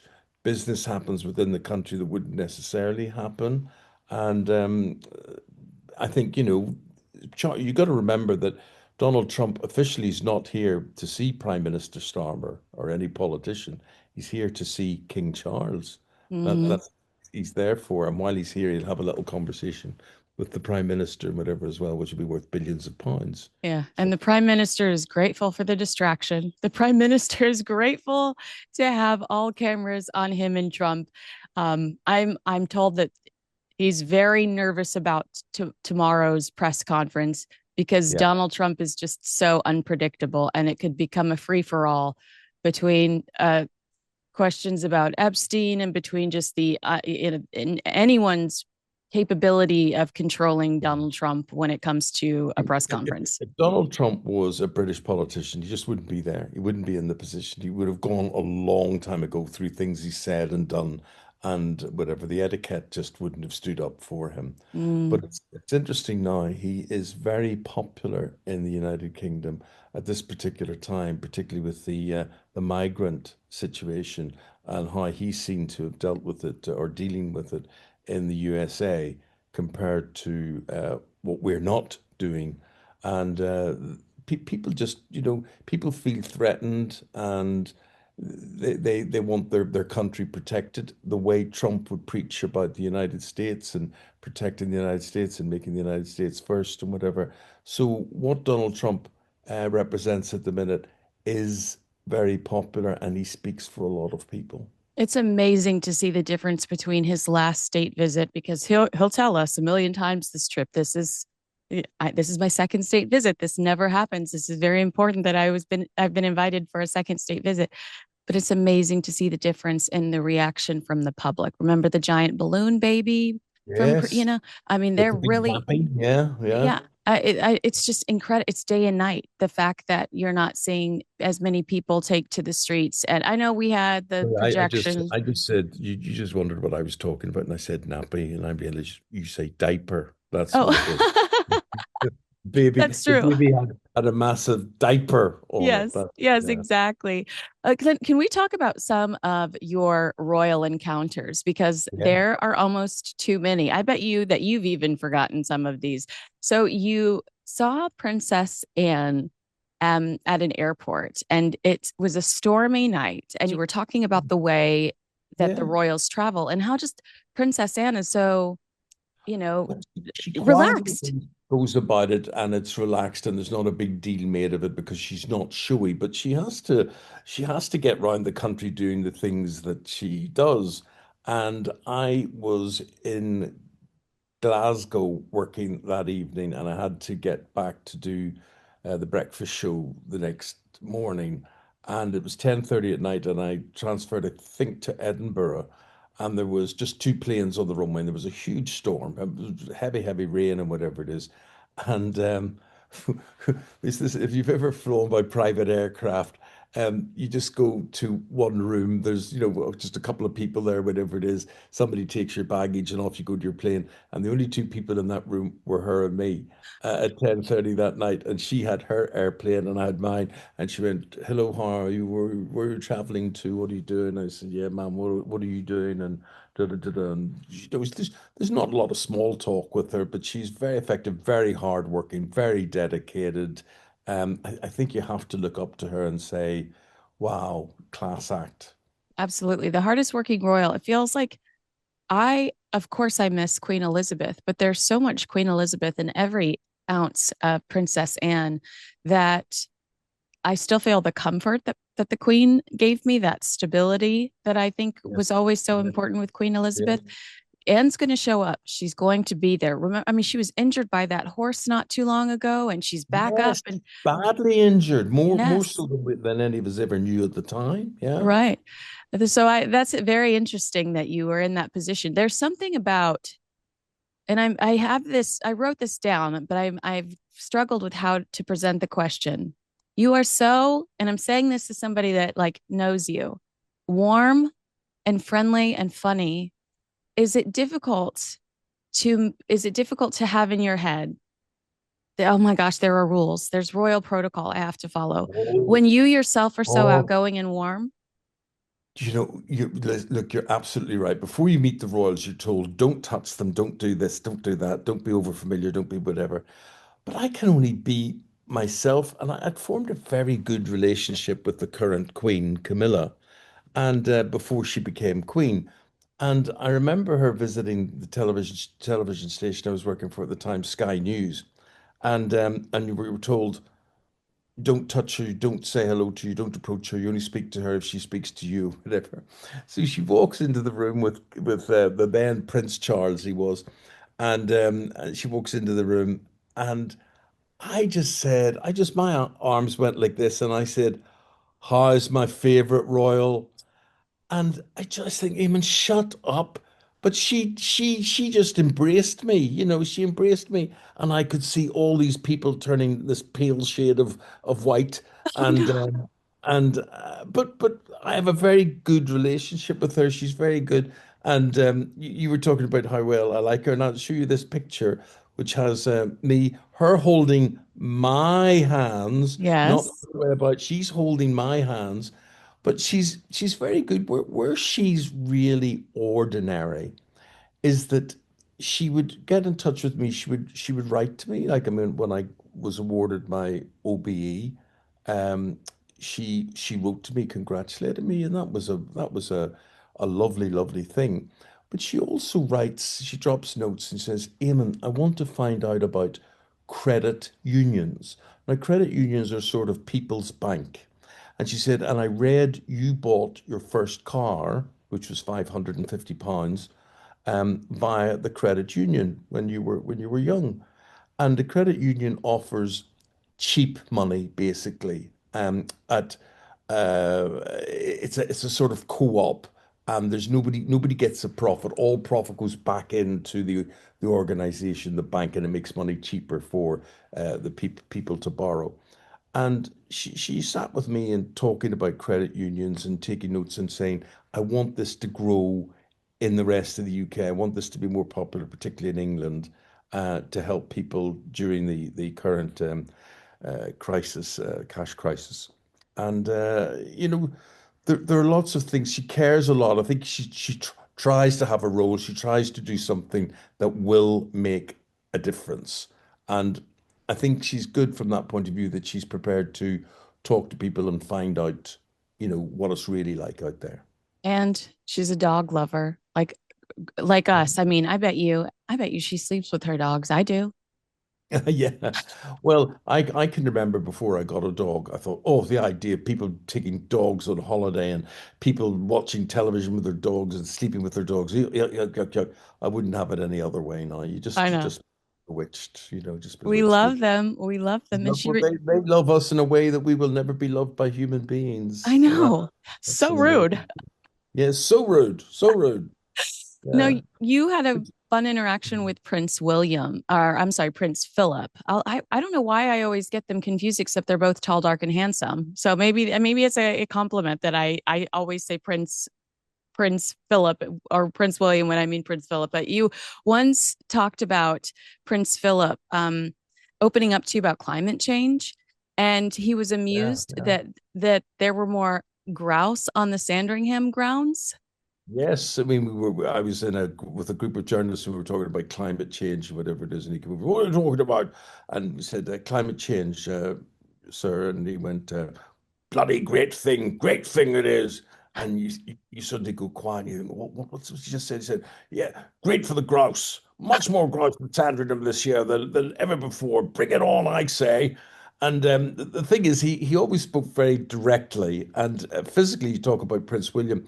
Physically, they're very like they're tall and lean, very well dressed like that. They physically look quite alike, but in personality, his son Andrew is much more like him than anyone else. The thing Wow. is, Philip had a certain sense of humor, which Andrew sometimes leaves behind. I think he quite often leaves behind, and that's why Andrew, especially in the crisis that he's in, has very few friends or supporters. I think I remember the first time I met Andrew, and I just I'd been comparing a golf tournament at the Glen Eagles Hotel, and he was teeing off in a four ball, and you say basically, and on the tee now, Majesty.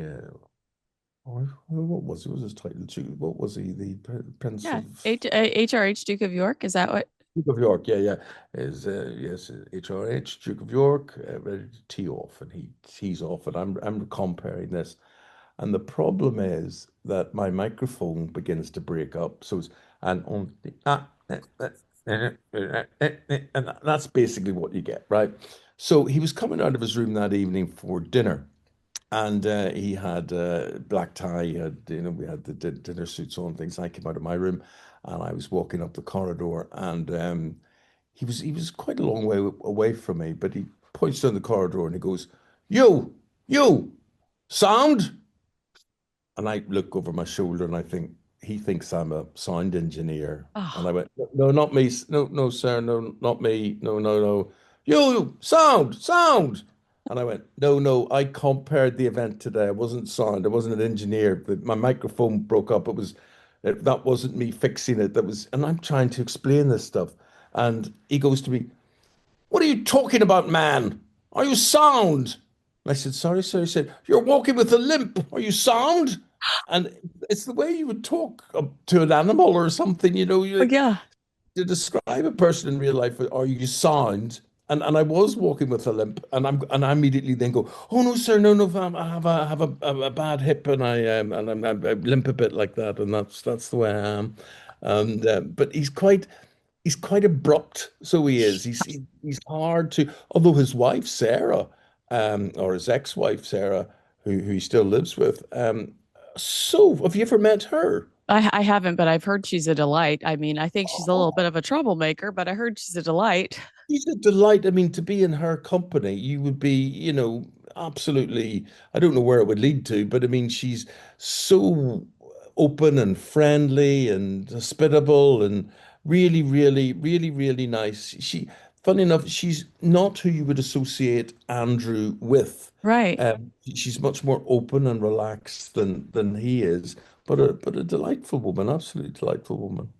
Have you ever danced with her or have you ever seen her out and about where she's I've seen her out and about loads of times. I mean, you talked about me greeting Camilla, but I remember being in a hotel recently and in the lobby and talking to a few people and saying goodbye to a few people. And the next minute, she sort of jumped on my back and shoulders, grabbed me around the neck. And when you look around and it's her. And, she's very approachable, very, very approachable. But she's always good because she knows she's got a job to do. So, for instance, if she's selling a book, that's what she's doing. That's what she's doing. And she's, uh, well, I'm going to say slightly shameless about it, but that's what she does.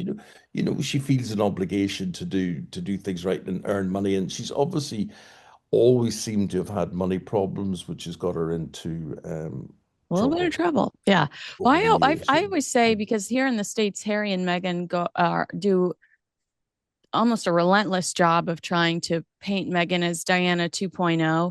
And I say embrace the Fergie of it all. I mean, like you said, while it's kind of shameless, we do recognize Fergie's work ethic. We Yes. recognize that you know, she goes above and beyond creatively to come up with some of these solutions to her money problems. Children's books. Yeah, she produced the movie Victoria, starring Emily Blunt, which is a gorgeous film. She helped produce that, and I think she consulted on it. So just embrace the Fergie of it all, Meghan. You are a QVC, you're a glorified QVC host. So I wish that they would just acknowledge that they're following that path. We would have never seen Diana in a kitchen Oh, no, taking no, one bag of pretzels and pouring it into another bag of pretzels and calling that showbiz. yeah. But you see, when you look at, you mentioned Diana. Diana knew what the role was. She didn't, the role didn't work for her, and she had her own problems, mental health problems and things as well. But when you look at other members of the royal family, like Edward's wife, who I knew when she was a PR assistant, and Oh, I'd wow.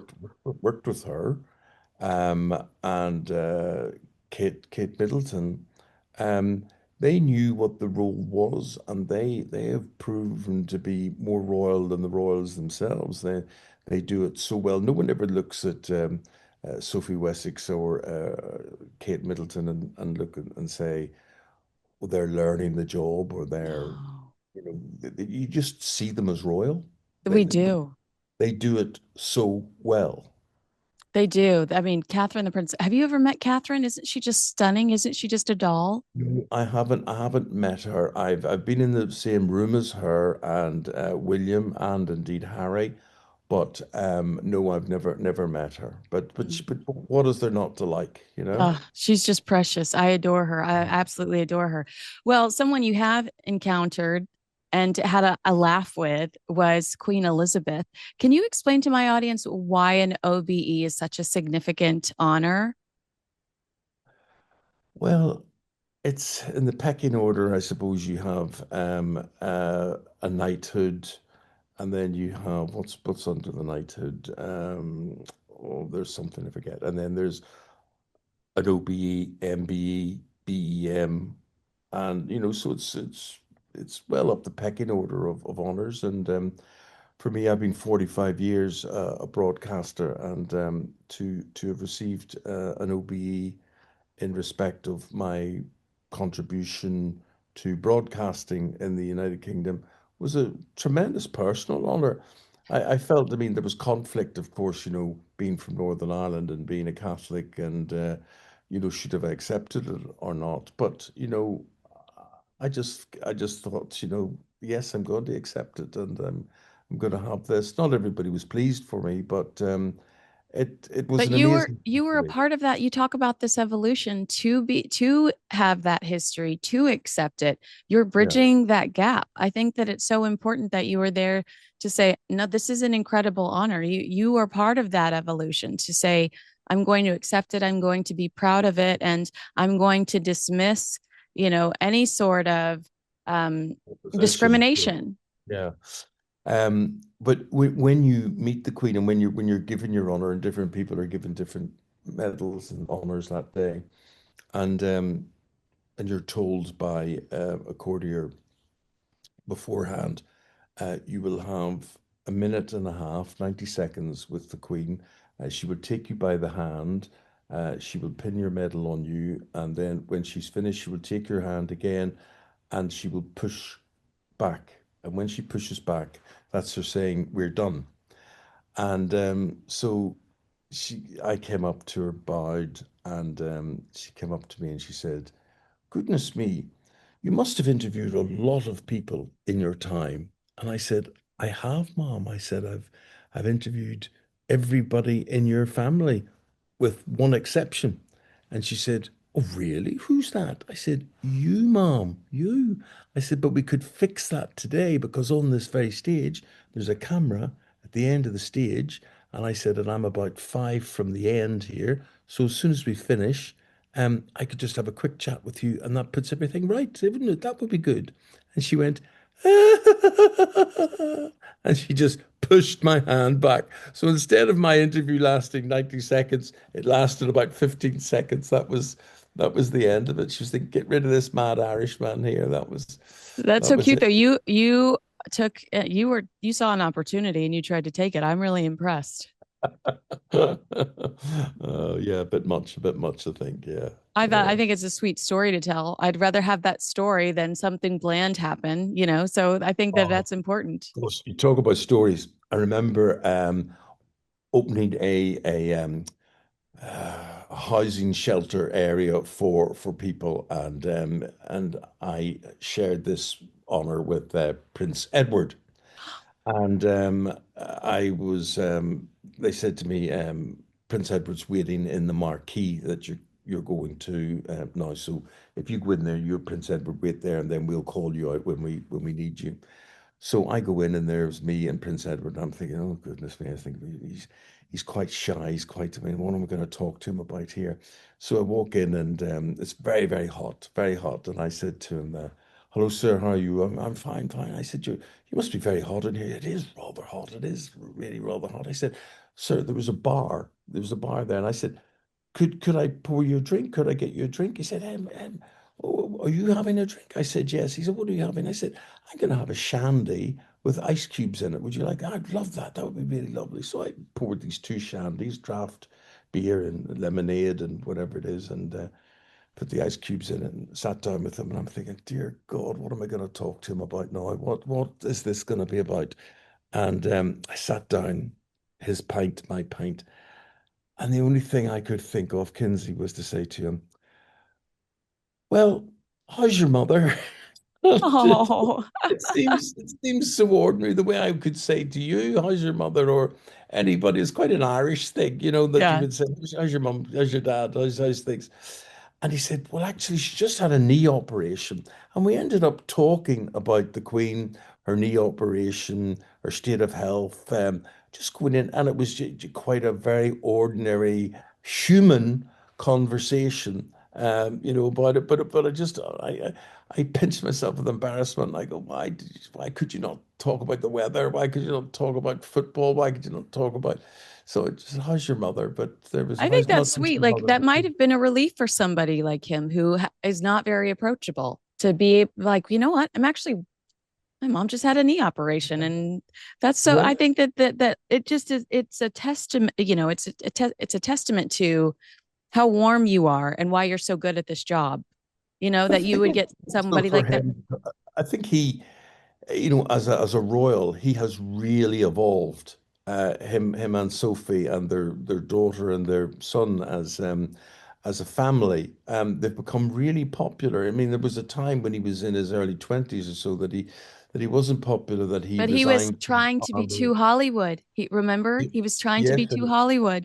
he tried to be a producer of musicals and various things like that. But he's really found his role now. And what I thought was at the funeral of Queen Elizabeth II, at the service, you could see him sobbing. You could see him sobbing away there. And his wife wasn't allowed to comfort him really at that time, or didn't. It wasn't the right thing to do. You could see she was aching to, she was reaching out to him, but felt he didn't want to show that. And but human like everybody else. And obviously, I think Her Majesty the Queen Elizabeth was so relevant to so many people, not just family, but so many people's lives.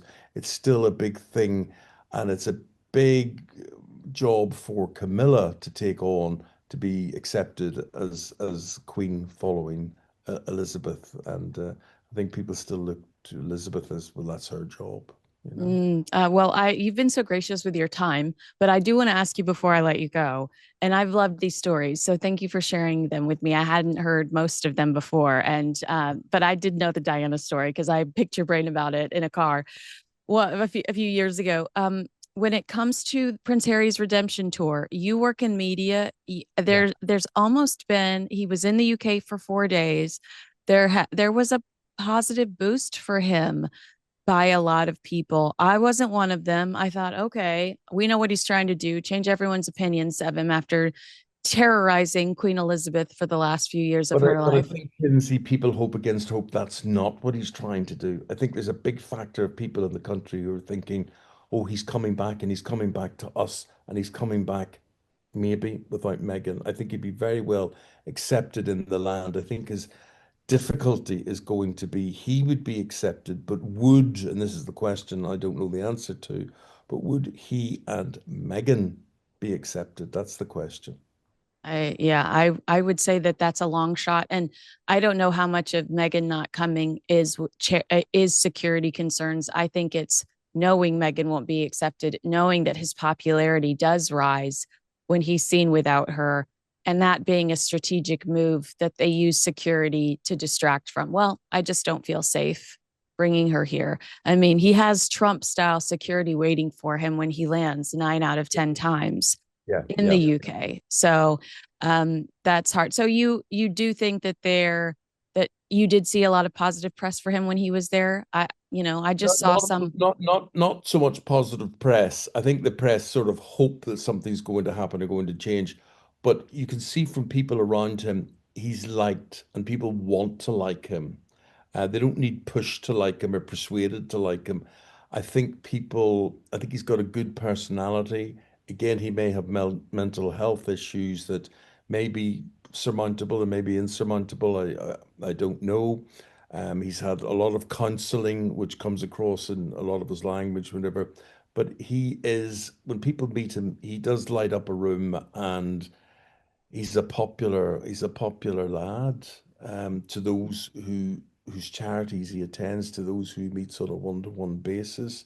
There's no doubt that as celebrities go, he's important. But whether as royals go, um, they would work, I don't know. I think there is hope for his redemption in the country, but I don't know if that would involve Meghan on people's wish list. Well, you and I usually get in trouble when we talk about Meghan on your breakfast program. So we won't, we'll save that. This is what we call a deep tease in the industry. If you want to see Eamon and I discuss Meghan Markle, you'll have to catch me on with it on his program, where we sometimes catch up about her latest entertainment pursuits. But you've been so sweet to give me so much time and to remember your incredible life, your incredible experiences, especially considering your history growing up in this Catholic household. I doubt your mom ever imagined that you would be hugging Queen Camilla and laughing with Queen Elizabeth, but I do. I'm not sure my mum would be that impressed, but it was it does mean my mum was of an era when, Ireland was united, and wished and went towards that. She isn't Republican, but she is what you would call nationalist. And you've got to understand, when you're in Northern Ireland, that murals appear on the side of walls and houses and things, and they're often of the royal family, and they can signify religion and territories, and who is welcome in these territories and who isn't. And there is a whole different symbolism with what the royal family stand for. As I say, less so today, but it can be quite dangerous, really. Oh, So wow. yeah, yeah. Honestly, you'd have to. I know, I remember being with people, and they say, "Oh, look, bunting out, bunting. There's going to be a visit or something." But bunting flags, whatever, are saying basically, we're of this religion, you're of that religion, you're not welcome in this area. Basically, Oh, that's what. wow. Oh, my goodness. That's like very Yeah. intimidating, Eamon. Well, it is. It is. That's the way it was. And that goes for each side. So Republicans will have that, and Unionists will have that as well, and that's the way it is. But most people, they we know how to deal with it. We know how to deal with it. Well, I think from the outside looking in and with being ignorant to all that history, which I certainly should invest a significant amount of time in, I live by the mantra, you are who you associate with. So to see so many beautiful photos of you surrounded by royalty is kind of impressive, just so you know. Thank you. That's very kind, and always a pleasure talking to you, Kinsey. Always. Currently shaking the monarchy is the Epstein Andrew scandal, and a new book that we've talked about on this program before. Andrew Lownie's entitled "The Rise and Fall of the House of York." Convenient timing, Andrew. I mean, is your book the domino that starts this fall? in the last Well, few weeks.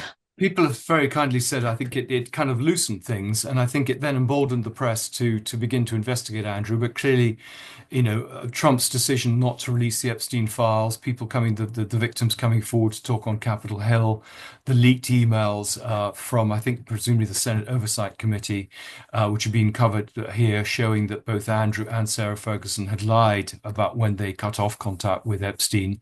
And the former Miss Switzerland saying that she had been that Andrew had been used as bait to get her to meet Trump in 1993, 6 years before Andrew claimed to have met Epstein. And then allegations here that Andrew was involved with alleged Chinese spies. All those things have built.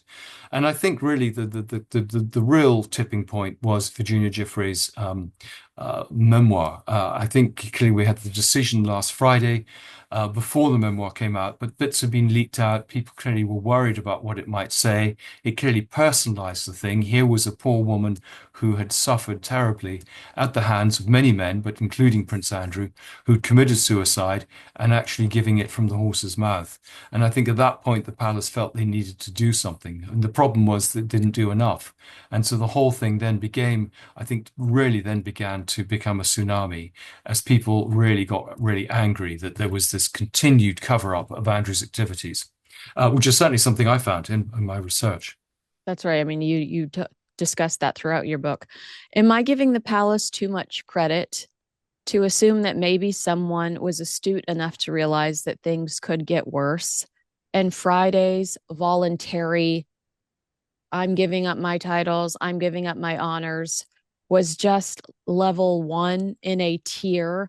And the palace realized, okay, this is a quick way to shut this down.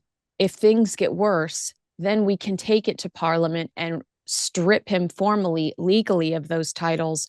But it gives us one extra step that we can take, because it does seem like they're kind of limited as to what they can do beyond, the police getting involved. Well, I would disagree. I think this was just a classic fudge. This was a sort of smoke and mirrors. This was an attempt to do a bit of window dressing and hope that that would shut down the story. I don't think there was any plan B. I think the plan B came when they realized that public opinion was way ahead of what the palace were doing, very much like when Diana died and the royal family were forced to address that with the Queen talking to the nation and the flag being put at half-mast. So I think they've had to reassess things over the weekend, particularly with a lot of media commentators talking about were raising questions about the accountability and transparency of the royal family itself. And I think they could see that suddenly what was a problem about one rogue royal was becoming criticism of the whole family. And so it began to snowball. There have plenty of options. Queen Marguerite of Denmark actually just took away the titles of her four grandchildren. Charles could do that under letters patent. There is a lot of support in Parliament now for some sort of legislation to deprive him of these titles, because in the end it made no difference to him. He was no longer a duke, he was just a prince. He was still living in Royal Lodge. And so I think they've suddenly realized they need to do something a bit more drastic. And the problem is now, the problem has got worse because they didn't do enough on Friday. And so they've really made it more difficult for themselves. But I think there are lots of options. I mean, they're now talking about a proper investigation into how he was allowed to get to Royal Lodge on these very favorable terms. It wasn't put out to the wider market. This is Crown Estate property. It's owned by the British taxpayer. And so a lot of these secretive deals, I think, are beginning to be examined. There's also, of course, one with the sale of Sunninghill with the Sunninghill Trust. And then we come to the third thing that you've mentioned, investigations. And I do think that people are now talking quite openly about him being investigated and possibly charged and about for a number of things. I think the case on the sex trafficking is more difficult. That's been looked at by the Met 3 times. I think given the law at the time, I think it would be very hard to bring a conviction there. But I do think that the misconduct in public office does carry quite a lot of chance of success. We have 2 cases of this. One is clearly the leaked email the other day saying that he had put pressure on his protection officer to basically smear Virginia Giuffre. He was trading in information he shouldn't have had. So there are data protection questions there. I think also his role as special trade envoy, which has kind of been forgotten about because of the Epstein allegations, he did show himself to have actually, I think, basically monetized his royal position to make money personally for himself. And a large part of the book looks at that. And people, I think, need to look at some of these stories, how he was making money, the story of the Greek water company in Kazakhstan, the Salman Turk case, where there was 1.3 million pounds that went to the Yorks they couldn't explain, etc. So, yes, I think if there's going to be some proper scrutiny now and the press have got the bit between the teeth, then we will begin to see something happening. And we could potentially see a member of the royal family on trial. And I think there are some good grounds for him to be convicted. I mean, we'll see what happens. But I think he's very much on the ropes. This is, for me, the biggest crisis in the history of the royal family since the abdication, because that was the story about one man's love for another woman and giving up the throne. This is about financial corruption by a senior royal and how the institution itself supported that, and actually suggestions of maybe wider culpability within the royal family. I mean, everyone knew this was an accident to happen. Sorry, I should let you talk. Oh, no. I did have a question. I was curious to know what you know about Prince William's thoughts on Andrew, because for the most part, I don't talk much about Prince Andrew. I know he likes to horseback ride around the Windsor estate, and he determines what planes are he looks up and determines what planes are above him. You know, he's an odd character. I recently did cover him because Prince William was giving him a death stare during the Duchess of Kent's funeral, and it just seemed completely inappropriate, and you wondered why Andrew lacked that common sense, you know, the way you're supposed to behave at you know, a sacred ceremony. But I've seen criticism of Prince William that he hasn't handled this Prince Andrew thing. What power would Prince William have to handle the Andrew problem, or is all the power in King Charles's corner? No, I think much of this has come from Prince William. I think he's actually stiffened the sinews of his father, who is much more sort of collegiate and clearly has sentimental attachments here to his younger brother. I think he probably gave an undertaking to their mother he would take care of him. William is looking at it in a much more colder way. What is this doing for the monarchy that I'm going to inherit? So I think he's been much tougher. It has to come from Charles. I think it also has to come from Parliament.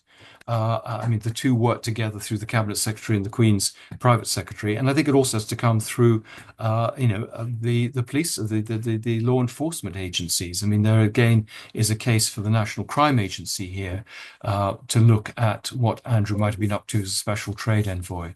But I do think it's a good point you raised that the Duchess of Kent's funeral was another point where people saw how shameless Andrew was, how inappropriate his behavior at a funeral, how he tried to hijack the occasion and tried to cozy up to William as if they were best friends, thinking that would be a wonderful photo opportunity. And of course, as you say, he got the death stare and it was actually counterproductive. But he doesn't have this great ability to read the room. He has very little empathy for anyone, which we've seen clearly in the lack of any sort of contrition over his behavior with Virginia Giuffre. But I think that was another turning point. I mean, people are absolutely fed up with Andrew. I get the feeling the royal family are fed up, and they're quite happy to throw him under the bus to save themselves. Speaking of Prince William and Prince Andrew, you just mentioned the idea of an investigation into Royal Lodge. How is he capable of maintaining this estate? Why does he have the perks of not having to pay rent for 20 years? Those are some pretty legitimate questions being asked.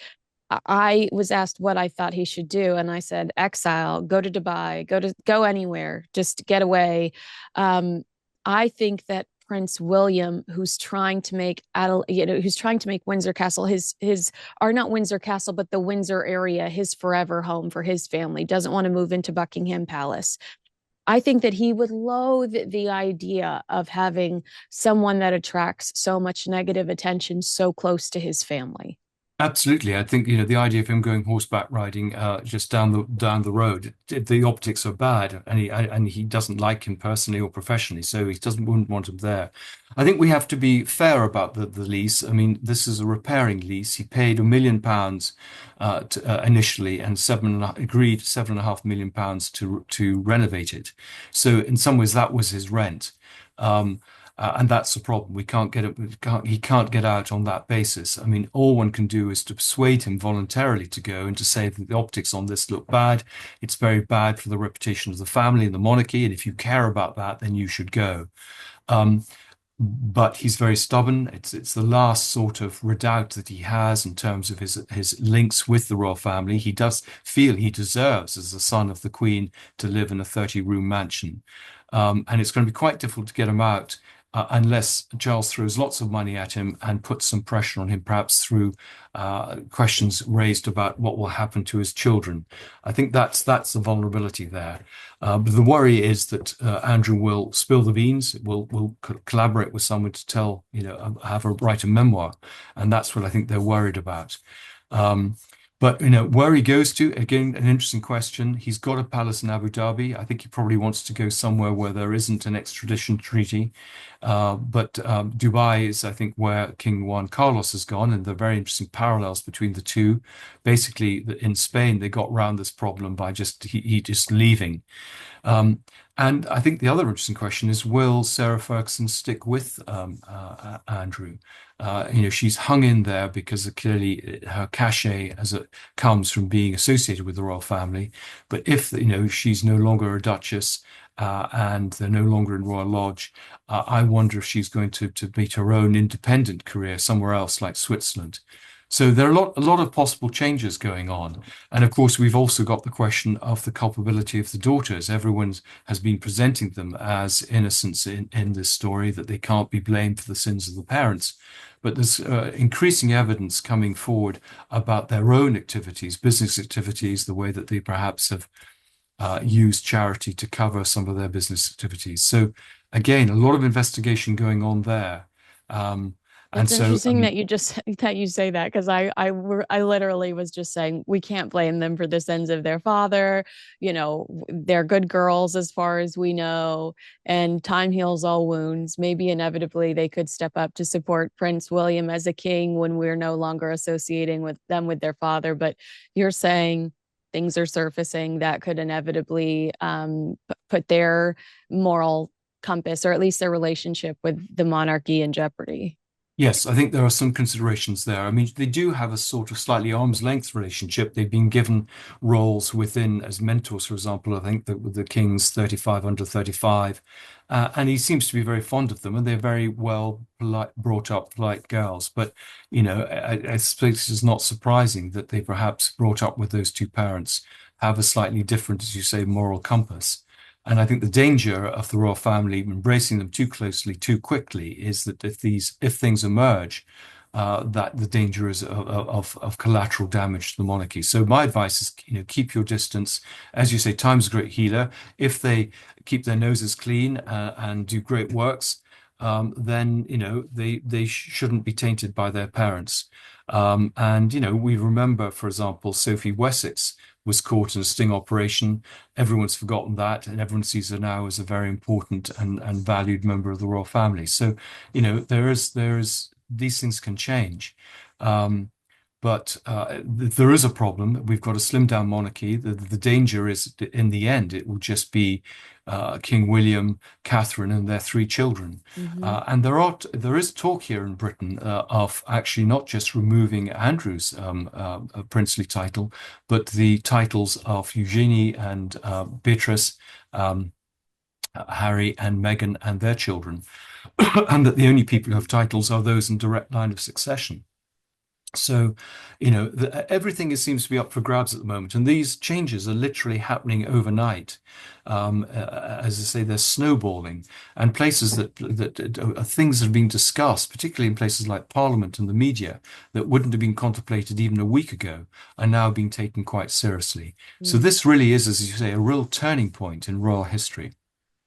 I mean, I every day I wake up and something new. I'm afraid to comment on it because I'm like, well, I don't know what's going to happen tomorrow. What's going to come? I mean, me talking about the how Beatrice and Eugenie are such angels, and then I talk to you, and I'm like, oh, new developments. Got to change direction here. In Entitled, you note that what most annoys Prince Andrew is his loss of royal status and identity.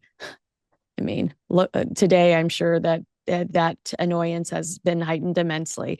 How important do you believe the title, uniforms, and public recognition were to his behavior and decisions in the past? Was it the status more than the duty that defined the Prince Andrew we grew to know? Absolutely. I think you've hit it in one. What he liked was the dressing up, wearing the garter robes, going on the balcony in Buckingham Palace, the adoration of the crowds. And that was one of the problems that, when he was sent to do things, he didn't actually do them. He didn't want to do the VIP line. He wanted to go and talk to the pretty girl. He broke short of commitments to go off partying and stuff or play golf. So he was driven by private pleasure rather than public duty. And that's one of the tropes of the crown, in some ways, the division between the two types of royals, the Princess Margaret's or the Duke of Windsor's, and the others who kind of, just solidly like the Queen, get on with the job, or Prince Philip. Um, so absolutely, he'll be absolutely devastated because he sees, having a 30-room mansion was what shaped his identity. He gave I think, a very revealing statement, I think, when he got married, and he said to Sarah Ferguson, "I'm a prince first, a naval officer second, and a husband third." And on that basis, you don't see perhaps a marriage prospering. Um, so yeah, I mean, he believes in the divine right of kings. He believes in this droit de seigneur. I mean, that how else can you explain this? Basically, this young 17-year-old girl, the same age as his daughters, being trafficked to him for his wicked ways. It's just so sleazy. And I think this Virginia Giffray book will really put the nail in the coffin of his reputation, because here we have it, this first-hand, pretty distasteful sort of and soulless sort of sexual engagements that he has. I've had two outlets ask me to like regurgitate what I've read in that book. And I'm like, as a Southern Baptist, I don't really want to go into great detail. I think I don't want to go there. So you're absolutely right. It's hard to read. And Yes, it's harrowing. you don't even want to process it. Your eyes just go over it and you try to move on. And I have said a couple of times too that I'm so grateful that the Queen's not here to have to see some of those paragraphs and words. I think legal would probably require me to say, though, that the prince says that he is innocent of everything written about him. You describe how Prince Andrew's ties with Jeffrey Epstein and other controversial figures not only damages his reputation, but may have exposed intelligence vulnerabilities. What are the implications for the monarchy and for Andrew's own security and legacy given those claims? That's pretty intimidating. Yes, no, it's worrying. And I think that was one of the reasons for the statement on Friday. I mean, the push also came from the government, who are worried about some of the allegations about the Chinese spies. I mean, the Chinese have been cozying up to particularly to Andrew for some time. I mean, particularly using trade as the vulnerability. I mean, his argument is he's fostering trade between the two countries, and that's what they would say. But of course, they were, getting very close to him. And the problem was that there were lots of these honey traps. Every time he went somewhere, a pretty girl would turn up, or a prostitute, and he would be filmed. And so that was happening. And sorry to tell a Southern Baptist this, but but it was happening in Libya and China, the Middle East, Kazakhstan, Russia. They all have material on Andrew. And I don't know what pressure they could put on him, but clearly he probably had sensitive material. I mean, he'd worked in the Ministry of Defense, he'd been a trade envoy dealing with arms deals, he probably had gossip to do with the royal family.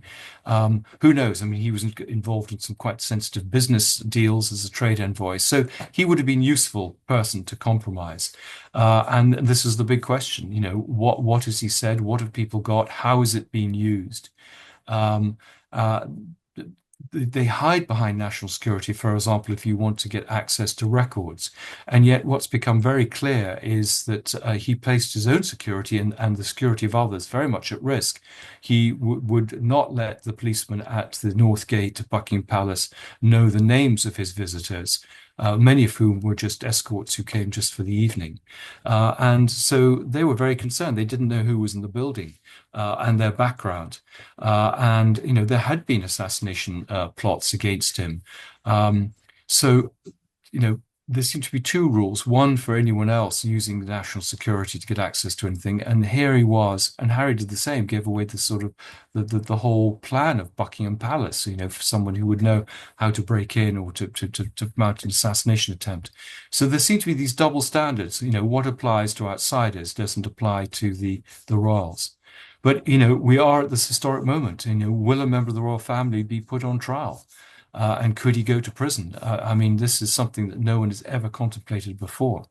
I know. I mean, I've been called by, there's a legal channel here that just plays courtroom feed all day long. And they're like, well, we want to talk about Prince Andrew. I'm like, you want to talk about Prince Andrew? That's insane that we could be witnessing history in the making and seeing somebody held accountable for common sense. No, you can't use your government funded bodyguard to dig up dirt to try to discredit somebody that's making accusations against you. I feel like that is you would just automatically assume that is not, it goes against the rules. You Yes, mentioned, exactly. go Well, ahead. malfeasance in public office, exactly. Yeah, But I yeah. mean, we're sending people to prison here for hate crime or or tweets on Twitter, and yet here is someone with a whole series of quite serious allegations who has no one has actually looked into them. Oh, all right. Well, you mentioned Royal Lodge a couple of times, but can you explain to me, some commentators suggest this is his last status symbol. Do you see any circumstance under which the property arrangement might be renegotiated or ended? We talked about Keir Starmer going, okay, yeah, we'll investigate it, but worst case scenario, why would he be asked to leave? Well, I've seen the lease, and actually I've put it to property specialists and to lawyers, and I think it's pretty watertight. And I'd be interested to see if papers like, for example, the Times, which got the lease originally, and in fact supplied it to me, will find anything. But at the moment, he had good lawyers on it, and at the moment there's no reason that he has to go. Um, so, I mean, this is what is frustrating everyone, that it's up to him voluntarily. I mean, short of basically sticking a lot of sort of rodents in the house in the hope of driving him out, there's not much you can do. I think he has the money to keep it up, which is, of course, the big criteria. I think the big question is, where is he getting this money? And this, of course, has opened up the whole debate about royal finances and how opaque they are, how we have no idea how they pass money down the line to each other. Almost everyone in this country has to publish their will, except members of the royal family, even quite obscure members, and that seems an anomaly in a modern democratic society. Um, and there, were great arguments a few years ago for a royal register. So all MPs here have a parliamentary register. I don't know what the state is in the States, but you have to declare what your business interests are, how you've made money, even if you've had gifts. And I think if we had that for the royal family, and if it was properly followed through by them, then that would at least show that they were making some effort to be transparent about any of the benefits they got as for being royals. Um, do you agree that it's his last status symbol? Yes, I think it is. There's nothing there. I mean, Knights of the Garter, he clearly relished. I mean, he signed these emails, KG. Um, but and he liked dressing up in the uniform. But yeah, there's nothing left for him now. As he is, as you say, a man who likes watching planes land, who likes listening to country music, who has very limited intellectual hinterland. He plays golf, he goes for horse rides, and he goes shooting. And that's about it. And that, is a pretty limited life, even for a man who is retired. Um, I feel like this is a pretty heavy question. And honestly, I think if I would have asked you this a month ago, it would have been a different answer. But what effect does this scandal or these scandals, because it just feels like a growth, a tumor that continues to grow, have on the broader institution, the monarchy, especially given the changing public attitude towards accountability, transparency, privilege. You touch on needing greater transparency in your book. Absolutely. No, I think, I mean, that's a very good analogy, the tumor. And the tumor has grown very, very quickly over the last few days, and it is infecting the rest of the body. And if they don't catch this cancer quickly and decisively and cut it out, they are going to find that themselves are being criticized and in trouble. And already we're getting a lot of editorial comments in the papers about the wider royal family. We're getting clearly a lot of comments from the public about it, with some pretty harsh comments about King Charles. So they must be worried that they're going to be collateral damage and drawn into this. And this is why Friday's statement was so silly. They had an opportunity to really deal with this problem.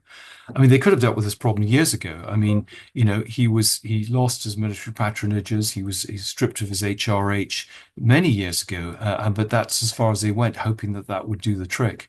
And I think the public accepted that. I think there's now a new sense of in the public that there needs to be change.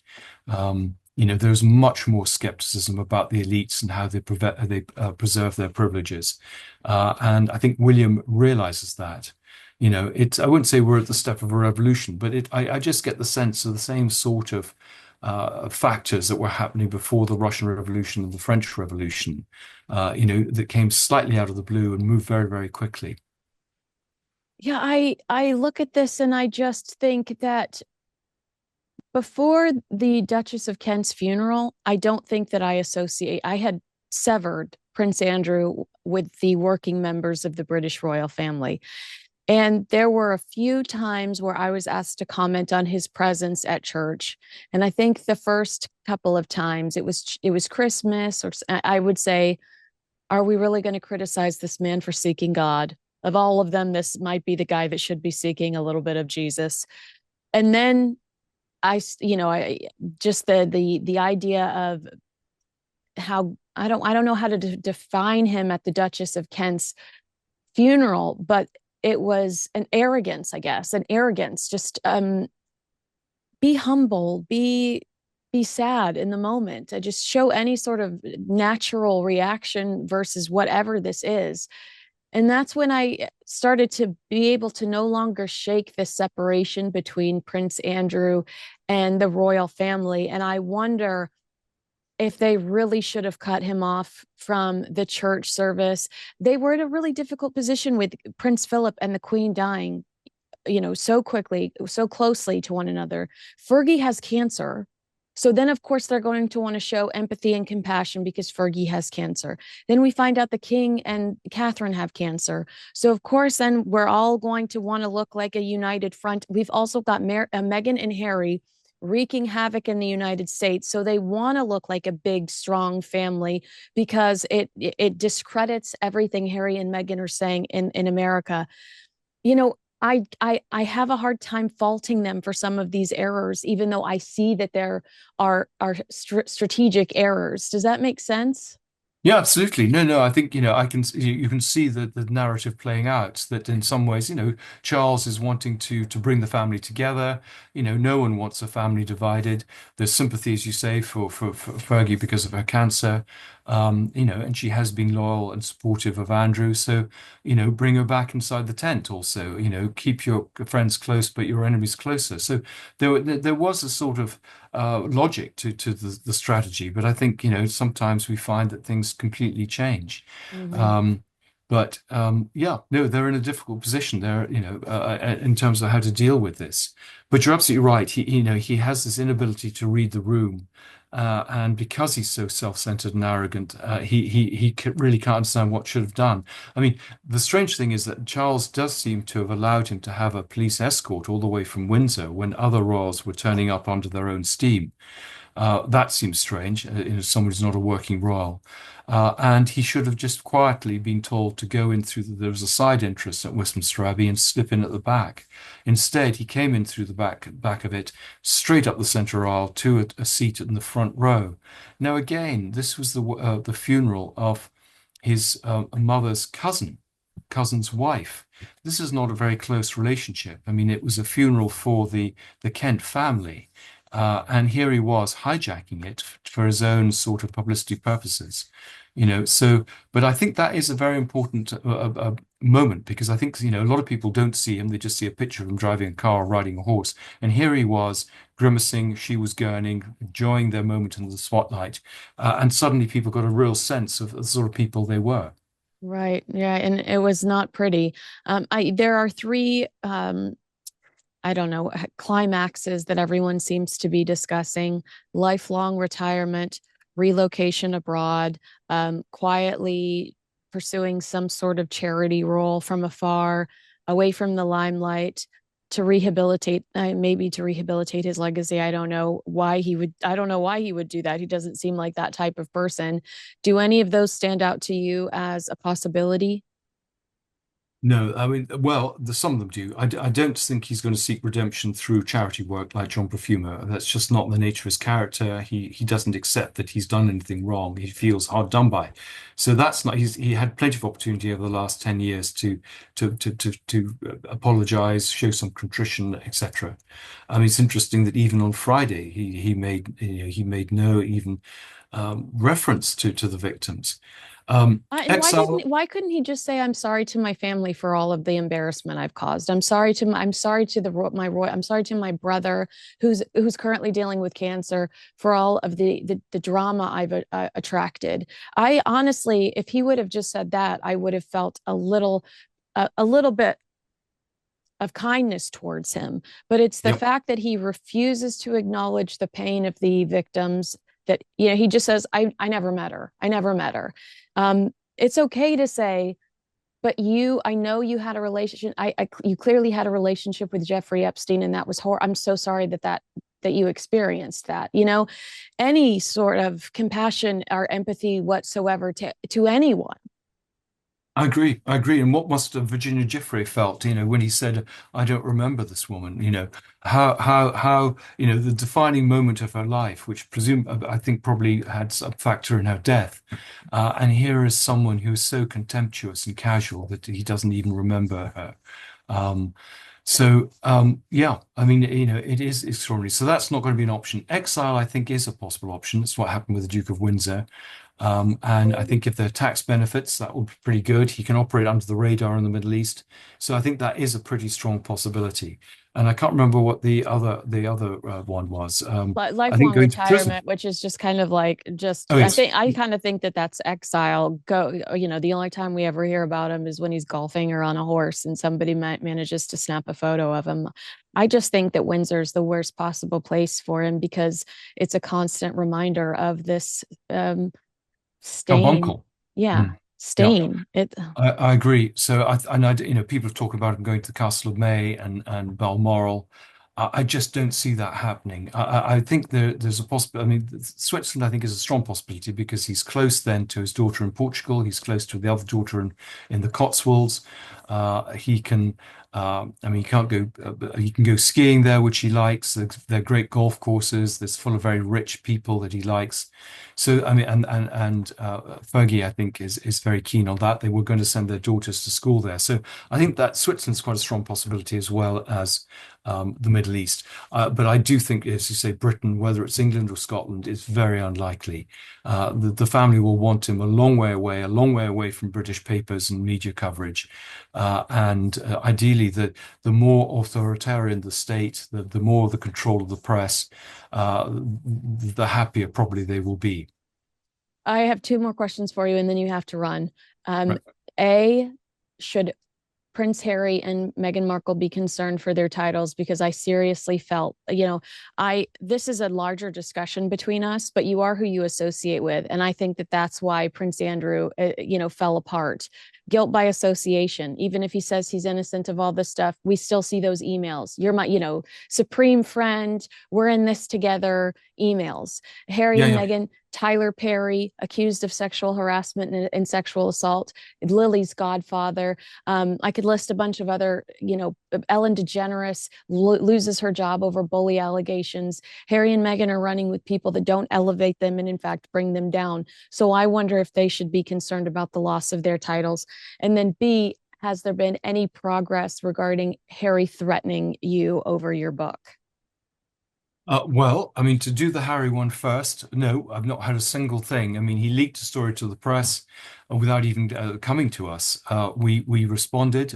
My lawyers responded. We put in a line in the book saying that he denies these allegations.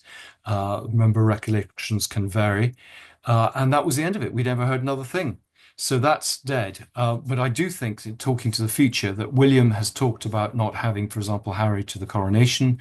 I think there is a very good chance that actually they will take the opportunity of this new legislation to strip Andrew of his role as a prince, to use that to get rid of titles for all the others. So that would, Harry and Meghan's family and Eugenie and Beatrice, and that kind of in one go. It doesn't look like it's personal. It looks like a general clearing up, but I think it does deal with some potential problems down the road. So that I think might happen, and I do think that we're in a transitional stage with William and Charles. I think Charles is letting William call the shots a lot more. Because he accepts that he may come to the throne rather sooner than everyone expected, and William has a completely different concept of the monarchy. So yes, I think we're going to see some big changes over the next few years, even if Charles remains as king. And you talked about this evolution. You're still getting new information. I know you studied it in the past. No correlation between Meghan Markle pre-Prince Harry and Prince Andrew, correct? Well, I mean, I've got an open mind on that. I mean, I have got sources in Thailand who have raised this quite independently. I think not even knowing the stories on social media. They're not the sort of people who would have seen any of these stories. No, they've picked up something in Thailand. I don't think the pictures on the boat, this was with Kelly Hooper and with Jenny Frost and others, those are not Mark. I don't think that's Marcus Anderson. But there are interesting questions. I mean, David Boyes suggesting he would call Meghan to give testimony, and it would explain quite a lot of different things which are a bit of a mystery now. So never say never. I mean, quite often I was reluctant to put something in because it didn't stand up, and then I actually found evidence supported, or someone else found evidence that supported what I found. Who knows? I mean, I think the great thing is, they're always, talking on these sort of programs, there are often people who listen to them and come forward with a story. I mean, I got a really good story from one podcast where I just mentioned Fergie's links with Epstein, and a woman said, well, I was a dog walker. I used to pass Epstein's flat in 66th Street, and I used to see Fergie coming out of it in 2014. So years after she'd said she'd cut contact. And that's brilliant. I would never have come across that woman if she hadn't come forward. So I think the dream is always, that someone might have stories and I might be prepared to share them. I just quoted you saying that too. I think today, I think I said Andrew Lownie says Fergie was still staying with Epstein years after she said she cut off contact. So that is amazing the way that works. Obviously, if any of the viewers are watching, they should let us know in the comments if they have any of those stories. That'd be amazing. plans to update entitled? How quickly? Because obviously you have to, right? Yes, I mean the paperback would come out next summer. The plan is to just bring out a paperback, but to have it revised, possibly with new photos as well. I've got a lot of new stuff. Got about 60 pages of new material. So Wow, it's that's still amazing.